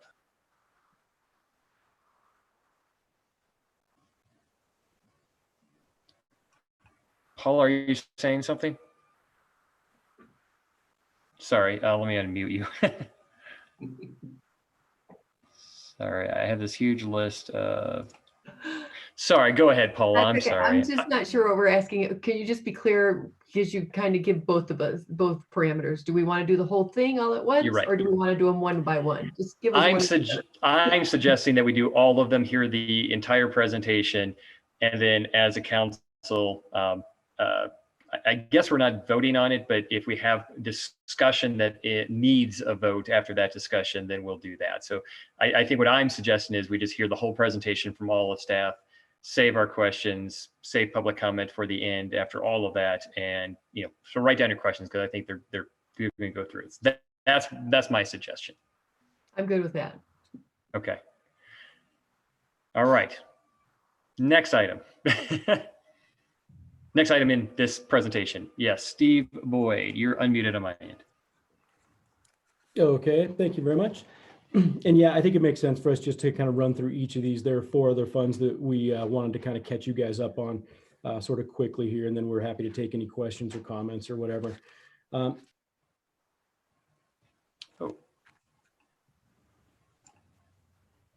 Steve, you just muted. I think either you muted yourself. There we go. Is that better? Sorry, Yes. that might have been me. So we're about to talk about water and wastewater. And, I could tell you that Mike and Warren and Matt manage these budgets very, very closely. So we're on top of this stuff every day. And we just wanted to give you guys kind of an update on how things are going and what we think, what levers we've got to pull if things really, because of this COVID thing, go bad and stay bad. So in our water wastewater fund, we forecasted about $6.5 million this year in revenues. And we think that we're still likely to come in about there. There are some things that may affect the demand of our water a little bit, and there are some things that also might affect the payment of our water accounts, which could push our accounts receivable up a little bit, but that still affects our cash, so we need to take it into consideration. So far, year to date, we're doing okay in water. We assumed that worst case scenario is in both water user fees and sewer user fees, we go down and stay down 15% between now and the end of the year. If that were to happen, that turns into something like a $650,000 delta that we would need to come up with to be able to foot this year's budget. Spending cut wise, we've identified about $60,000 or so of operating cuts, and there are a number of smaller projects that we can push off to next year. The big break that we got in water this year is that the Cedar Crest project that is underway now came in well below what our engineering estimate came in at. So we're going to save about $1.3 million this year in that particular project. So if things go the way that we think they're going to go, we're going to end up with about $29.5 million in reserves at the end of 2020. Our original forecast was about 28.7 million. So we end up a little bit ahead because, we're coming in substantially below where we thought we would on the biggest project that water's got going this year. And just a quick comment on the reserves. Matt was almost exactly right when he, kind of forecasted the cash balance that we've got in our reserves. The majority of those reserves are infrastructure, right? We do a big water project and we own water pipes and stuff underneath the streets and stuff. And then we capitalize that stuff and depreciate it over time. But we've got $5 or $6 million currently in our water fund cash reserves. And I think that's sufficient. So if it's okay with you guys and okay with Matt, maybe I'll just throw it back over to him and ask him to kind of tell us what he's heard and what he's seen so far this year. Thanks, Steve. We did go through, and we did this for every single department you'll see, is that we went through and tried to figure out where we could cut costs for the year. What can we not do this year? We can move to next year. A lot of the costs we spend on water and wastewater are at the plants or on piping. So if we don't do some of the things we have planned, it's called deferred maintenance. And we know how well that's worked out for us in the past. So the big reason that we are saving all this money is because of the great pricing we did get at Cedar Crest, and that's a whole $1.3 million in saving. We were shooting for 1.5. Obviously, there's not a whole lot of gap that we needed to fill up. So a couple booster pumps here, one sewer project there. We kind of were at our $1.5 million. And we've gone through and every month from here on out for the rest of the year, I'll be comparing revenues from last year, probably even 2018 to 2020 to see where we're at. With the water fund, January, February, March, and April, and these are revenues. Accounts receivable is a different conversation, obviously. Who can pay their bills, who can't? That's something we'll have to work through. But just in the revenues for the bills that were sent out, we're only down about 2.3, 2.4% for the year so far in just revenues compared to 2020 or 2019. If you take a single month, which is basically, let's say, April's revenues, which would have been March's billings, we were down about 10%. So Steve projecting that 15% number. March was probably a pretty bad month. April's going to be probably a pretty bad month because there are a lot of facilities are closed. Hotels are closed. Pools are closed. Water generators are not billing, which is obviously understandable. So that's why revenues are going to be down a little bit. But kicking into these next few months, the May, June, July, August is when people start turning on their irrigation. Just for a matter of fact, in the wintertime, we only produce about 1 million gallons of water a day through the water treatment plants. In the summertime, because of irrigation, that can kick between 4 and 5 million gallons. So if people still want their lawns to be green, We still want to keep the parks green, those kinds of fun things. That water use will still come back. It'll just become an accounts receivable question at that point of if people are using it, can they pay for it at the end of the day? So we're good at this point. I think the 15% down is a great projection. It's very conservative. We can accommodate for it. If we're not 15% down, all the better, and we'll move projects to next year that we can and move forward with life. Okay, thank you very much, Matt. Okay, so turning to the electric fund. This one works a little bit differently. We forecast at the beginning of the year about $16.2 million in electric fund revenue with something like $19 million in expenses. We're forecasting our worst case scenario. We've got our electric revenue going down 20%, and that's going down 20% in April and staying there for the entire rest of the year. The only way that that really is very likely to happen is if, you know, the COVID thing doesn't let up on us. We can't open our attractions. Our hotels stay closed. A lot of the restaurants don't really come back up. And we just really have a lot of trouble all the way through the rest of the year. If that happens, we're going to see a revenue shortfall of something like $2 million in 2020.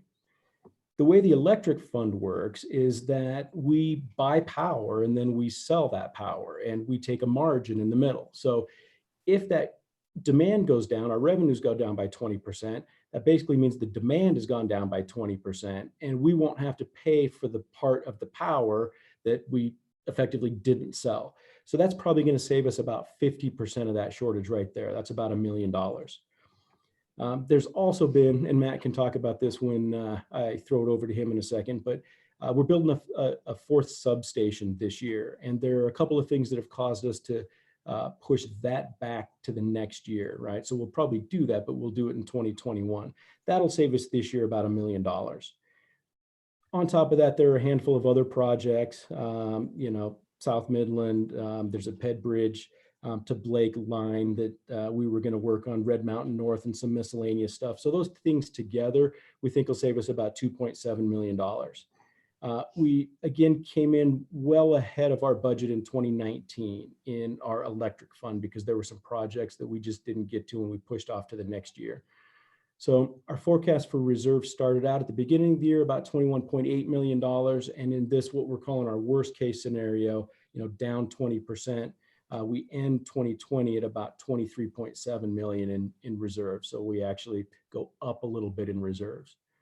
So with that overview, again, I'll throw it over to Matt and let him kind of tell us how we're doing so far.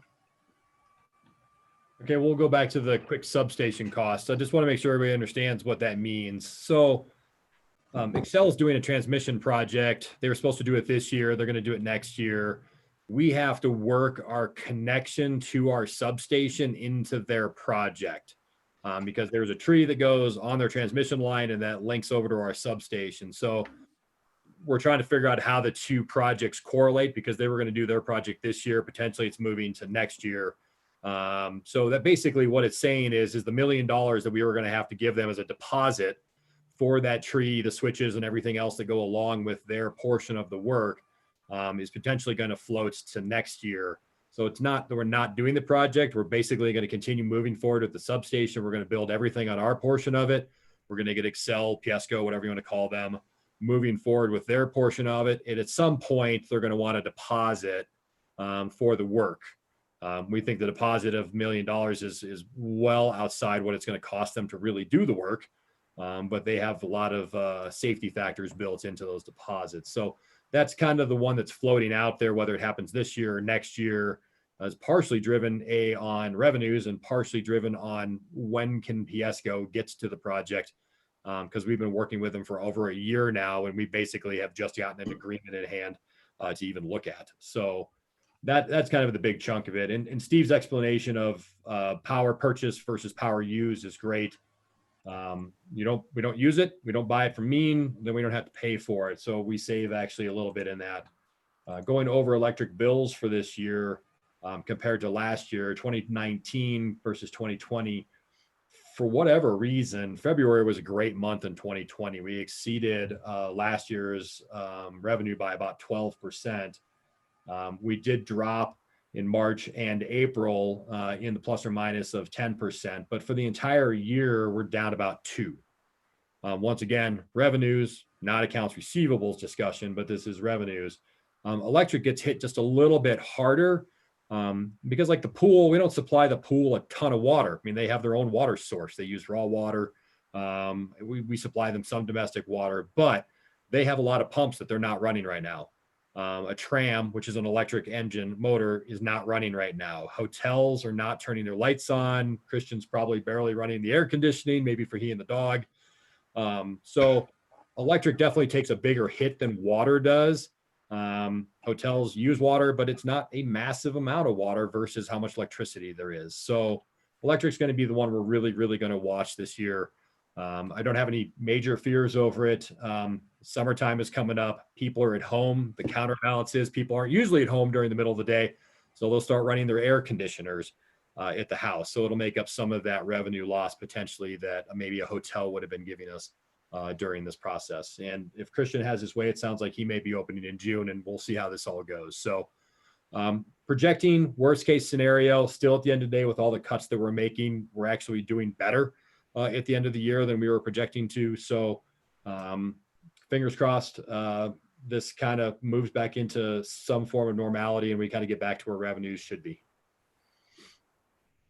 Okay, thanks. And if Christian has his way, he'll be opening in June. And I can tell you, we're together on that one, Brother Christian. We hope that you can open in June as well and open safely. Okay, so I think next on our list is the street tax fund. This one also is a little bit different. We need to talk about the impact that this COVID pandemic may have on our revenues. And I wish I could just give you guys revenues are going to go down this percentage in all of our funds. It's not quite that simple. The street tax fund is funded almost entirely with sales tax. And we talked about this 2 weeks ago. Sales tax is where we're likely to take the biggest hit. We have run a number of different scenarios. Our base case in sales tax this year is somewhere between 20 and 25% down by the time we get to the end of the year. Our worst case scenario is being down about 50% starting at the beginning of April through the end of the year. So I can tell you that, through the first quarter, our sales tax was down somewhere in the ballpark of 7% year to date. March was kind of a rough month. We were down about 18%. In April, 2 weeks ago, I said that we were going to get crushed sales tax wise, and I kind of gave you a range of 45 to 55% that I thought we would be down. We're not completely finished yet, but with early returns coming in and stuff, I think that we're going to look a little better than that. And I think that we're actually going to be down more like 35 or 40% rather than the 50% kind of range. And with any luck at all, it doesn't get worse than April. I mean, April really was pretty rough. But nonetheless, this is about forecasting our worst case scenario and making sure that we know what we're doing if things really don't go our way. So we originally forecast about $3 million of revenue in the street tax fund. Most of that comes from sales tax. There's a little bit of interest that we get, and once in a while we get a grant in the street tax fund. Most of it is sales tax. We have, in our worst case scenario, have revised that forecast down from 2.97 million to 1.75 million, which is about a $1.2 million delta. So that's a lot on a little $3 million fund that we've got. So if we've got to make up $1.2 million, it's more difficult to do that here in the street tax fund than it is in other funds. But we've gone through pretty carefully. We've looked at operating costs. We want to make sure we're filling potholes. We want to make sure we're sweeping streets. We want to make sure that we're still doing the basics. And I don't think that everybody can expect us to be able to sweep the streets quite as often and quite as well as we have in the past, because we've got some staff cuts and furlough days and that kind of stuff, but we're still going to try to keep things as clean as we can. But by shifting a little bit of the cost of our asset management software, ViewWorks, a couple of other smaller projects that we think we can find some savings in and push off. And again, the Cedar Crest project that we talked about when we were talking about the water fund a little while ago, a big chunk of that was budgeted in the street tax fund. And we think that we're going to come in probably something like $300,000 or $350,000 below that original estimate. So we also think 22nd Street, we're not going to get all of 22nd Street buttoned up. And I'll ask Matt if he can kind of expand on that a little bit as well. But we've got infrastructure problems underneath 22nd Street. That's been in the budget for a number of years, and we've kind of continued to kick it. We're planning to do that this year. We may not come behind it and do all the curb and gutter and build everything out the way that we originally engineered it, but we're going to do a lot of that, and I think that we'll get to a good place. But we can save a couple $100,000, I think, from that project. So all those things together total almost $1 million. That still leaves us a couple $100,000 short in this year's budget. But in our street tax fund in 2019, we pushed a couple of projects out that we didn't get done in 2019. So we came in well under budget, almost $800,000, in fact, under budget. So we start $800,000 in 2020 better than we thought we would. So our original forecast in the budget that we submitted to you guys in the fall had our ending fund balance at about $420,000 in our street tax fund. The budget that we just kind of outlined has a significantly higher ending fund balance of almost $1 million because we're going to be down about $1.2 million in revenue. We can make about $1 million of that up in cost cuts, but we start in a way better place than our original forecast had been. So again, with that, I'll throw it over to Matt. Okay, and as you can see, if you're looking at the street tax fund, the spending cuts associated, operating cost was $250,000 of that.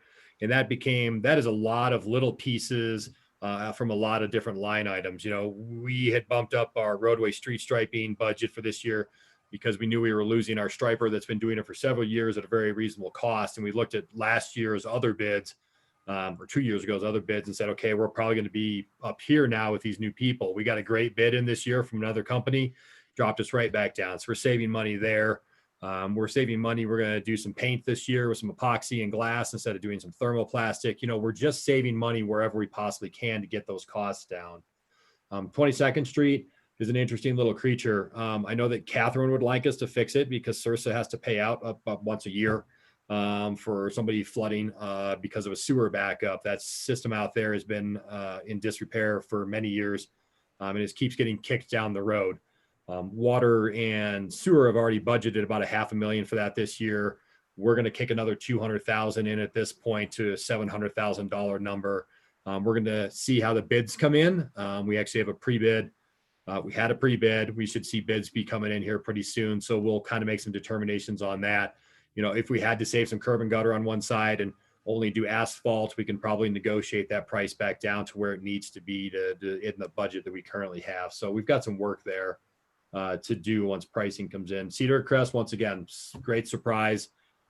We thought the engineer's estimate was a little bit high, but it came even better than we could have ever hoped it would have come in at, which was the whole intent of bidding an entire subdivision out at one time, was get that mass productivity and those cost savings. So Steve kindly is paying to help ViewWorks out of the ERP. And then we have $100,000 in other that I can't remember what that line item is at this point, but we saved some money last year. Actually, we made a little more money. We didn't do a project that rolled forward. We don't want to do that. I kind of want to spend all the street tax every single year that we possibly can. So we are fixing streets as efficiently as humanly possible. But in essence, that kind of helped us have a little more reserves this year. And it's going to get us through this crisis into next year, but still doing projects, still doing Mid-Midland, still doing Cedar Crest. We did some repairs on 6th Street with some coordination with the electric department. I mean, we are hitting everything we can financially. And hopefully Steve doesn't take that $100,000 we saved in the Midland project away from me, because I've got some other projects we can do if we can have that money. So I'd say all in all, for being in the position we're in, this is not terrible by any means. And anytime there's any money left on the table anywhere, we always take it away. So sorry, Matt. You can ask, but that's not the way it goes. Okay, so one more, the fleet fund. The way the fleet fund works is that it earns revenue in two ways. One source of revenue is service charges.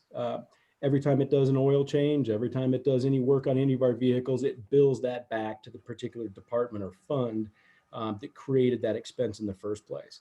The other way that it gets revenue is that it gets money transferred in from our water fund and our electric fund and our capital projects fund for vehicle replacements that we're doing, right? So every year we replace a couple of cop cars, and sometimes we need a new water truck or a new piece of equipment in electric or something. So in a kind of our worst case scenario here, we originally projected $1.6 million in revenue into the fleet fund this year. Our worst case scenario has about $1 million coming into the fleet fund. Most of that is from service charges, right? The $600,000 downsize is virtually all in transfers out of the capital projects fund. And those were vehicles that we were going to replace in police and the parks department. We also had some equipment in the parks department and a couple of other places that we can just push off for another year. We can't push it off every year. I mean, we do need to stay on, you know, a replacement cycle and stay square. But for a year or for a couple of years, it's relatively easy for us to meet some kind of a disaster in a fund like this. So the fleet fund balance that we projected in the budget that we submitted in the fall, we projected would end the year at about $3.2 million. This worst case scenario has it end in the year at about $3.9 million, so a little bit higher in reserves. Again, keep in mind, you know, the fleet fund, we got into a little bit of almost trouble in the fleet fund because, you know, it sounds great to have $4 million in reserves in your fleet fund, but that's not cash, right? I mean, that's mostly vehicles and stuff, and we've borrowed from the fleet fund in the past. And so we had a little bit of money in the budget this year coming from the capital projects fund, just to kind of catch up the cash balance in the fleet fund reserve. And in this worst case scenario, we've kind of split that. We forecast $150,000 going in, and we split that. So 75 will stay in the capital projects fund and 75 will go into the fleet fund. So at the end of all that, I mean, I know that's a lot of words I just threw at you, but basically to balance this fund, we're not going to buy vehicles in 2020. So again, last time, Matt, I promise I'll put you on the spot, but I'll throw it over to you and tell you and see if you'll tell us what you know about how things are going in fleet. To be honest, I don't have much to add to that one. Fleets, obviously in their new location, they're basically out of the MOC at this point, and they're fairly well set up at the new facility down on Devereaux. The guys are obviously disappointed in parks and a couple other, like we're not buying 2 police cruisers we were going to do this year, but that's just the cost of what we're going through at this point. Is we'll keep using the equipment we currently have. We won't do replacements. We won't do upgrades, and we'll make it work. It is what it is. Okay, thank you. So I think that's pretty much all we wanted to talk about today. I mean, I'll just kind of finish by, you know, saying 2 weeks ago, we came in and we said our real problem is in the general fund. And, you know I say that over and over again, and it's true. And that's where our real focus is. And that's where our real challenge is. But we're going to get through it. And even in the worst case scenario, which it's a worst case scenario because we don't think it's going to happen, but we do have to plan for it. Even in that worst case scenario, I mean, I think we all collectively on staff here feel like this council put us in a place to be able to weather this. I mean, we do frankly have appropriate reserves to be able to get through this. And we do have, you know, a responsible budget. And I know that you guys get heat sometimes with people saying, well, you shouldn't have spent this and you shouldn't have spent that because then we'd still be alive if you hadn't done it. We're still alive and we're going to be fine through this. It's going to hurt a little bit. You know, we've always said that. And we took a couple of steps initially to make sure that if really the bottom fell out and stayed out, that we would, you know, still be comfortably alive, and we will be. So, I mean, I feel like you guys as a council should feel like you did a good job last year and kind of holding your ground with, you know, giving us the reserves that we need to get through something like this. So we'll keep doing these. Next week, we'll talk about a couple of other funds. We're always happy to answer any questions you guys have about any of this stuff. This is what we do every day. So you're welcome to ask as many questions as you'd like or get whatever information you'd like. So with that, I'll be quiet and we're available for questions. Okay. I'm glad we didn't take those one by one. All right. I got 2 questions for Matt or Steve or any other staff. I have Charlie and then Rick. Charlie, you're unmuted. And so are you, Rick, but let Charlie go first. So just a general question for Steve Boyd, and throw a comment in because then I'll comment later. First question, Steve, when we changed, and I think I asked you this a couple weeks ago, when we changed software, I thought we were going to be able to get regular financial reports. By the way, so my comment is I'm really pleased with what I'm seeing here. Are we going to be able to get regular financial reports overall? on a quarterly or regular basis with the new software? I thought we are going to see it this year. Or am I misinterpreting what I agree? No, you're not misinterpreting. And yes, the answer is yes. We're going to be able to get pretty comprehensive quarterly financials to you guys. We're working on doing that now. We tried to get some quarterlies and update out for the general fund and capital projects fund, for our last meeting, and we'll try to get that out for the second quarter, when we're finished here and stuff. I will say that the ERP project that was going pretty well for the first kind of half of the project stopped going very well a few months ago. So we really have been struggling with that. And, we're working with 4 different systems, and, it drives poor Yvette crazy over here. I mean, I'm really worried about her sanity because, I'll sit here next to her and she'll start running reports out of one system and they won't foot with another system. And you're like, oh, how is that happening? And how is that possible? So it's kind of hard right now to keep up with all of that. But yeah, we still do have our eye on the ball of getting you guys quarterly, regular, detailed financial updates. And by that question, I did not want to imply anything other than I think you guys are doing a phenomenal job in reporting to us on a financial basis.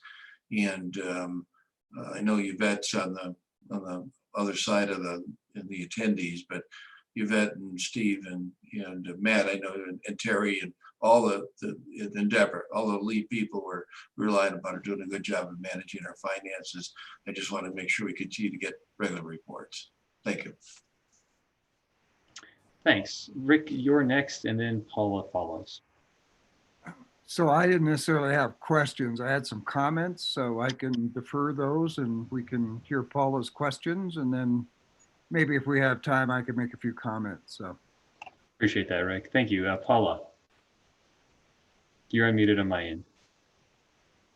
There you Hey go. guys, thank you. That was pretty in depth, and I really appreciate understanding this a little bit more clearly. This is almost towards the future. I know that you guys have been struggling with this and trying to figure it all out for the last month and a half. And I just want to get a sense of where do you think this leaves us on 2021 budget and that budget process? Are we looking at that in July, September? I mean, does this just kind of push all of that into kind of where we were last year, where everything kind of got delayed, and just trying to get a sense of that as well? Yeah, and that's a good question. Honestly, Paul, I don't want to get so far back, quite as far back as we did last year. We put ourselves in a little bit of a little bit of trouble just being able to get the budget over the goal line with you guys because we just didn't get it to you in time. There is I hear what you're saying, and it is absolutely true that more information that's going to be very material to the decisions that we make in the 2021 budget, more information is going to come into play in the next few months. So the more we can delay our decisions, the better. But I would say that in late July and in August, we should really be sitting down and kind of talking about, options and alternatives for the 2021 budget, so that when we get into August and September, when we're really getting ready to submit the budget in October, you guys have had a chance to see it a couple of times. So short answer is I think we should really start our budget cycle in, kind of the back half of July this year. Great. And just as a side note, I'm kind of wondering, I know that they were working on the roundabout and 6th Street landscaping at the end of the year. And then it was like, we're going to put stuff off for the actual plants. Do you know where that stands right now? I just have had some comments on, are we putting that all on hold right now, or is that actually in process? And maybe Deborah knows that answer. No, we're going forward with those things. I mean, we just didn't quite get over the goal line, both 6th Street and 7th Street. Some of that, final kind of landscaping, we're going to get in this spring. So the money was already in the budget for it in 2019. We'll finish it up in 2020. Okay, thank you. All right. Any other questions for staff at this time? All right, see none, I'll turn it over to the public for any public comment on this very comprehensive presentation. Thank you, guys. All right, see no hands. Jim, Terry, I'm going to allow you to talk. Were you able to, I'm trying to unmute you. Did you have a comment on anything that was presented that you would like to speak about at this point? Just throw up your hand if you do and try to unmute yourself.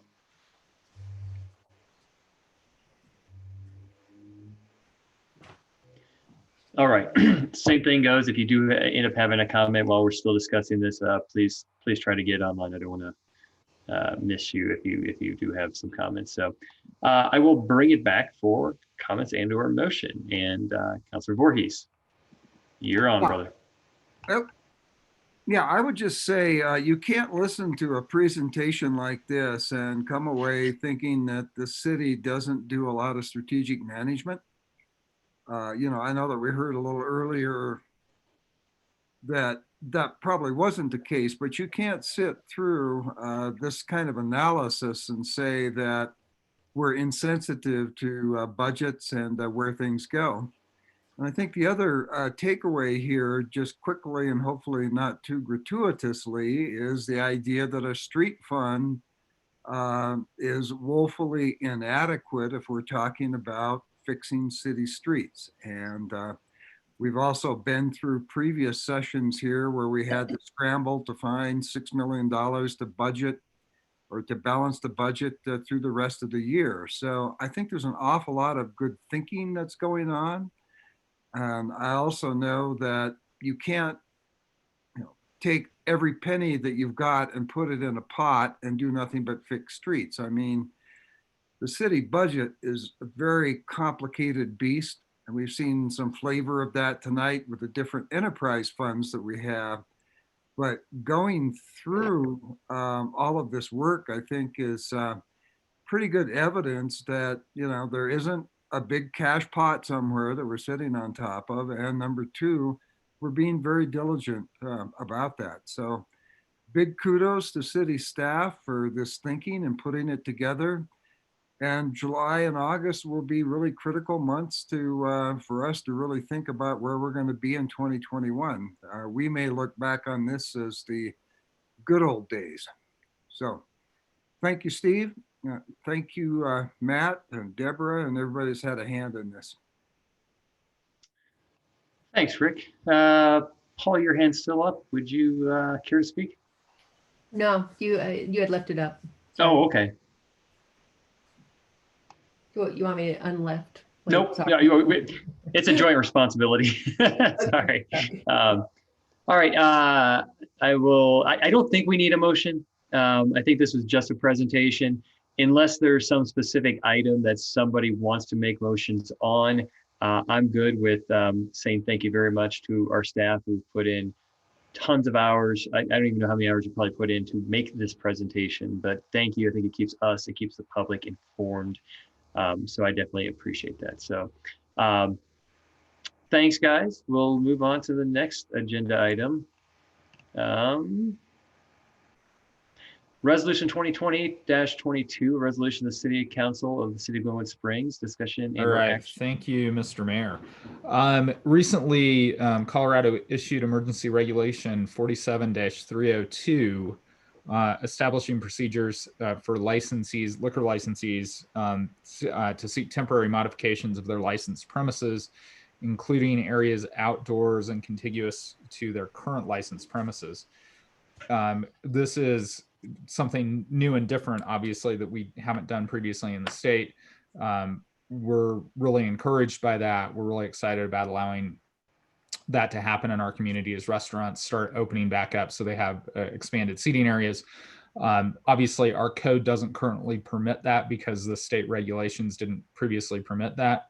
What you have in front of you is actually a modification to your emergency declaration resolution to allow the administrative issuance of those licenses and to also provide for the administrative review and approval of temporary right-of-way leases to match up with those, so that those expanded premises, if they happen to be in rights-of-way, we can do that administratively. Again, it's a customer service thing to keep this moving as quickly as possible for the benefit of our business community. The third thing it does is direct the city manager to establish those processes and applications without any local licensing fees. The state may charge a licensing fee for that liquor license, but we are, as a staff, I think, supportive of the idea of not charging fees at the city level. They're, again, trying to help out our businesses as much as possible. Jen's also been working on this, so she may be able to provide some input of kind of what's going on the ground, if you will, compared to my working on the resolution. Jen, unmuted on my end. Do you have any? Okay. Yeah. Do you have anything to add? I'm sorry. I don't mean to put you on the spot. Yeah. So I would say that we have received a couple of these already. We have done a lease for the brew pub, and we have a lease pending with Casey Brewing, although I don't think that they will actually be able to take advantage of this in its current state based on them being only alcohol sales, but would allow for the expansion of their patio at such time as the governor's office would allow for that to happen. I think there's not perfect alignment in what the governor put out or the state liquor put out. So I think we're waiting for some additional information from them. And then we've had inquiries from other restaurants, Rocky Mountain Pizza, the Riviera, Smoke, Pullman, Masala, and Curry. We do have a process to allow for patios to be in that Wing Street area. And we have done these kinds of expansion of premises into a right-of-way for a special event, but we've never done it for kind of a longer term application. So this would allow for an extension of 120 days, and we would anticipate that it could, at least for the expansion of those premises, we would anticipate that that could be expanded beyond those additional 120 days. So with that, I'm open to any questions that you may have. Are there any questions for either Carl or Jen? Councilor Voorhees. Yeah, just to kind of do a quick check here. Is the purpose of the resolution, Carl, to expedite the process by which outside dining and outside liquor sales could come together? And I believe that that's the intent, but is that something that we've not done before, or are we talking to ourselves and saying we just need to get this done quicker?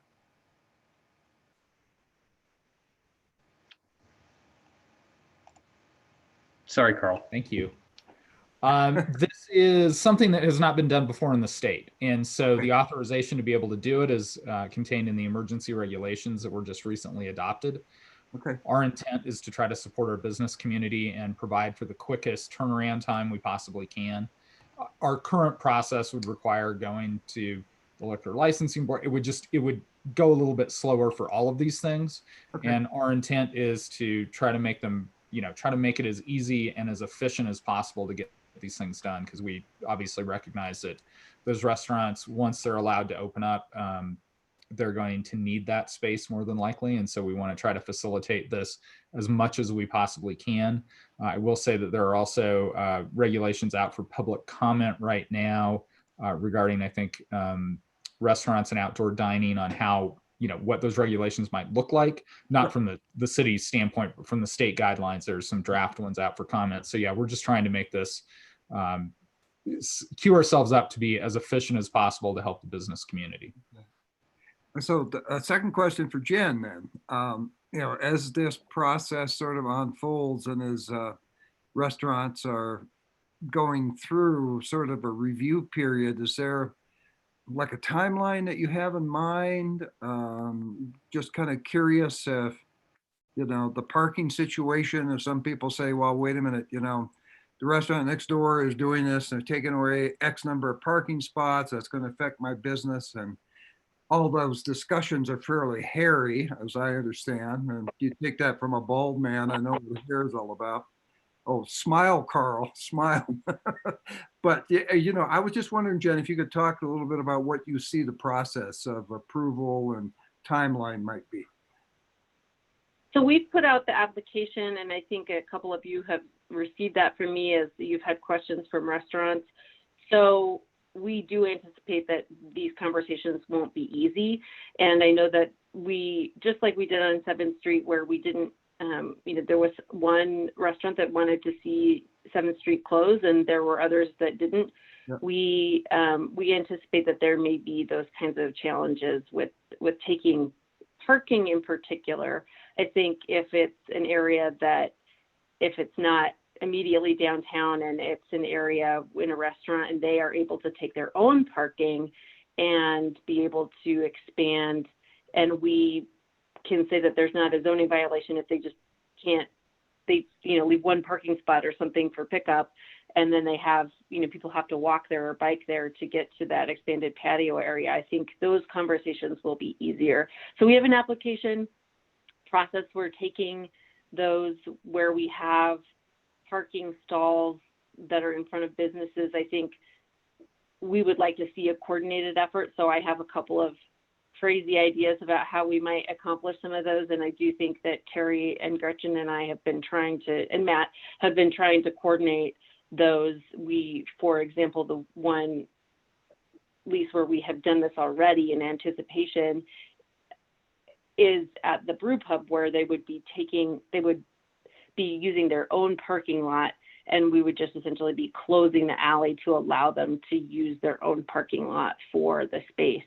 So in that case, we still had to coordinate with all of our departments because we want to make sure that the fire access is maintained, and we, you know, that all of the other issues that we might encounter in this kind of thing are handled and addressed, you know, access to manholes and all of the things that we consider anytime that we do these kinds of applications on, you know, when we were just before COVID-19 and we're doing them for the wing streets, we still had a process. So we're using that same process to get there.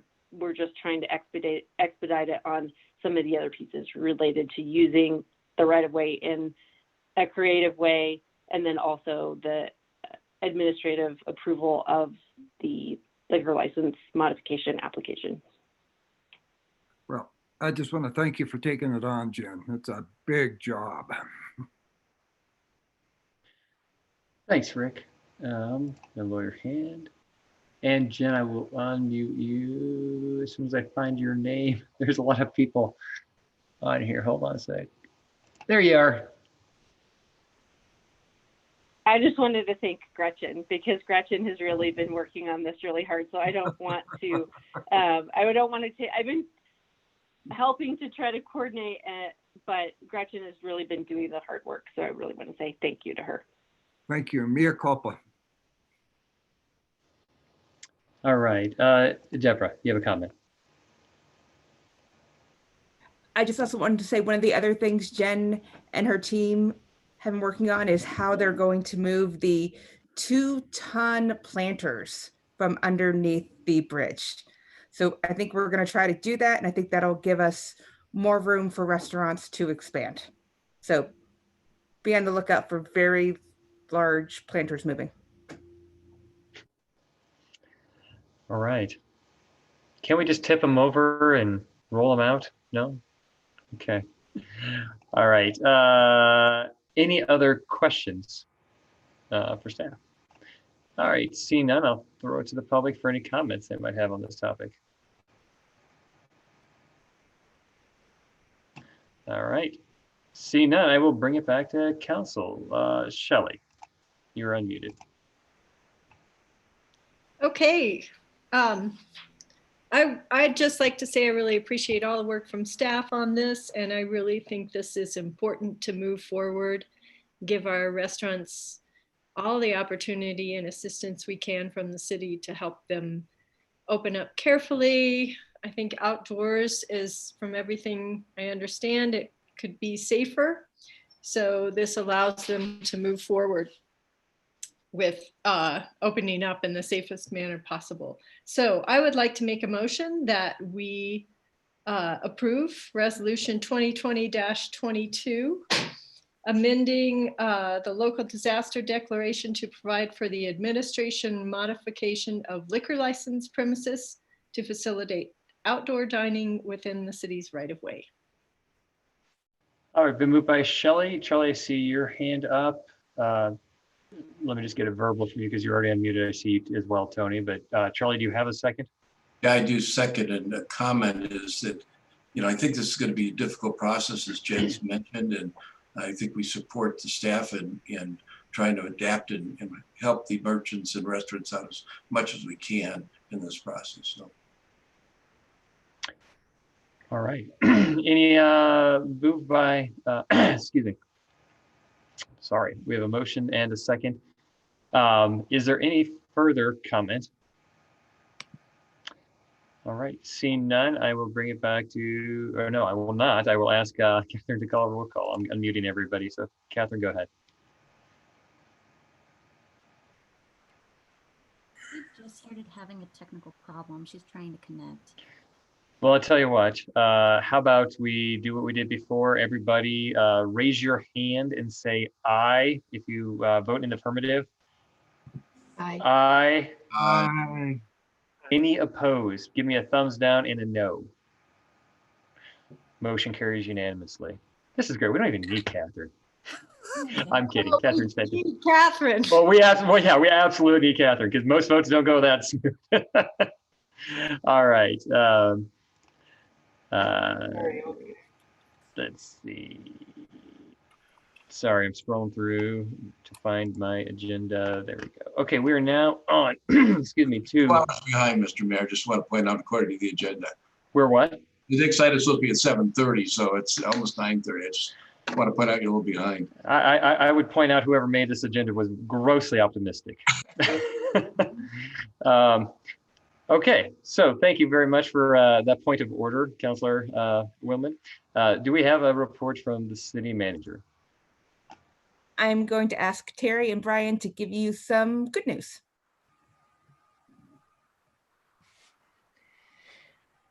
Is Brian on? He should probably lead.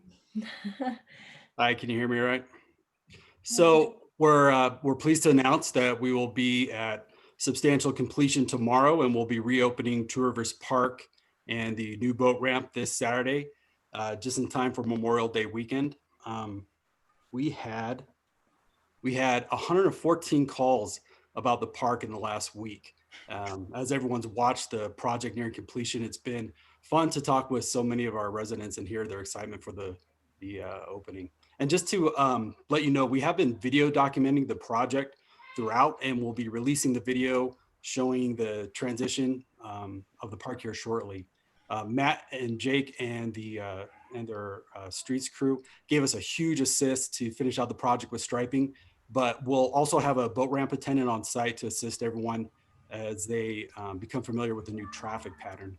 And you know, it's great timing to have the new boat ramp, which is really a key part of our economy here, reopened. So I hope you'll all take a stroll along the new river walk and see all the improvements this weekend.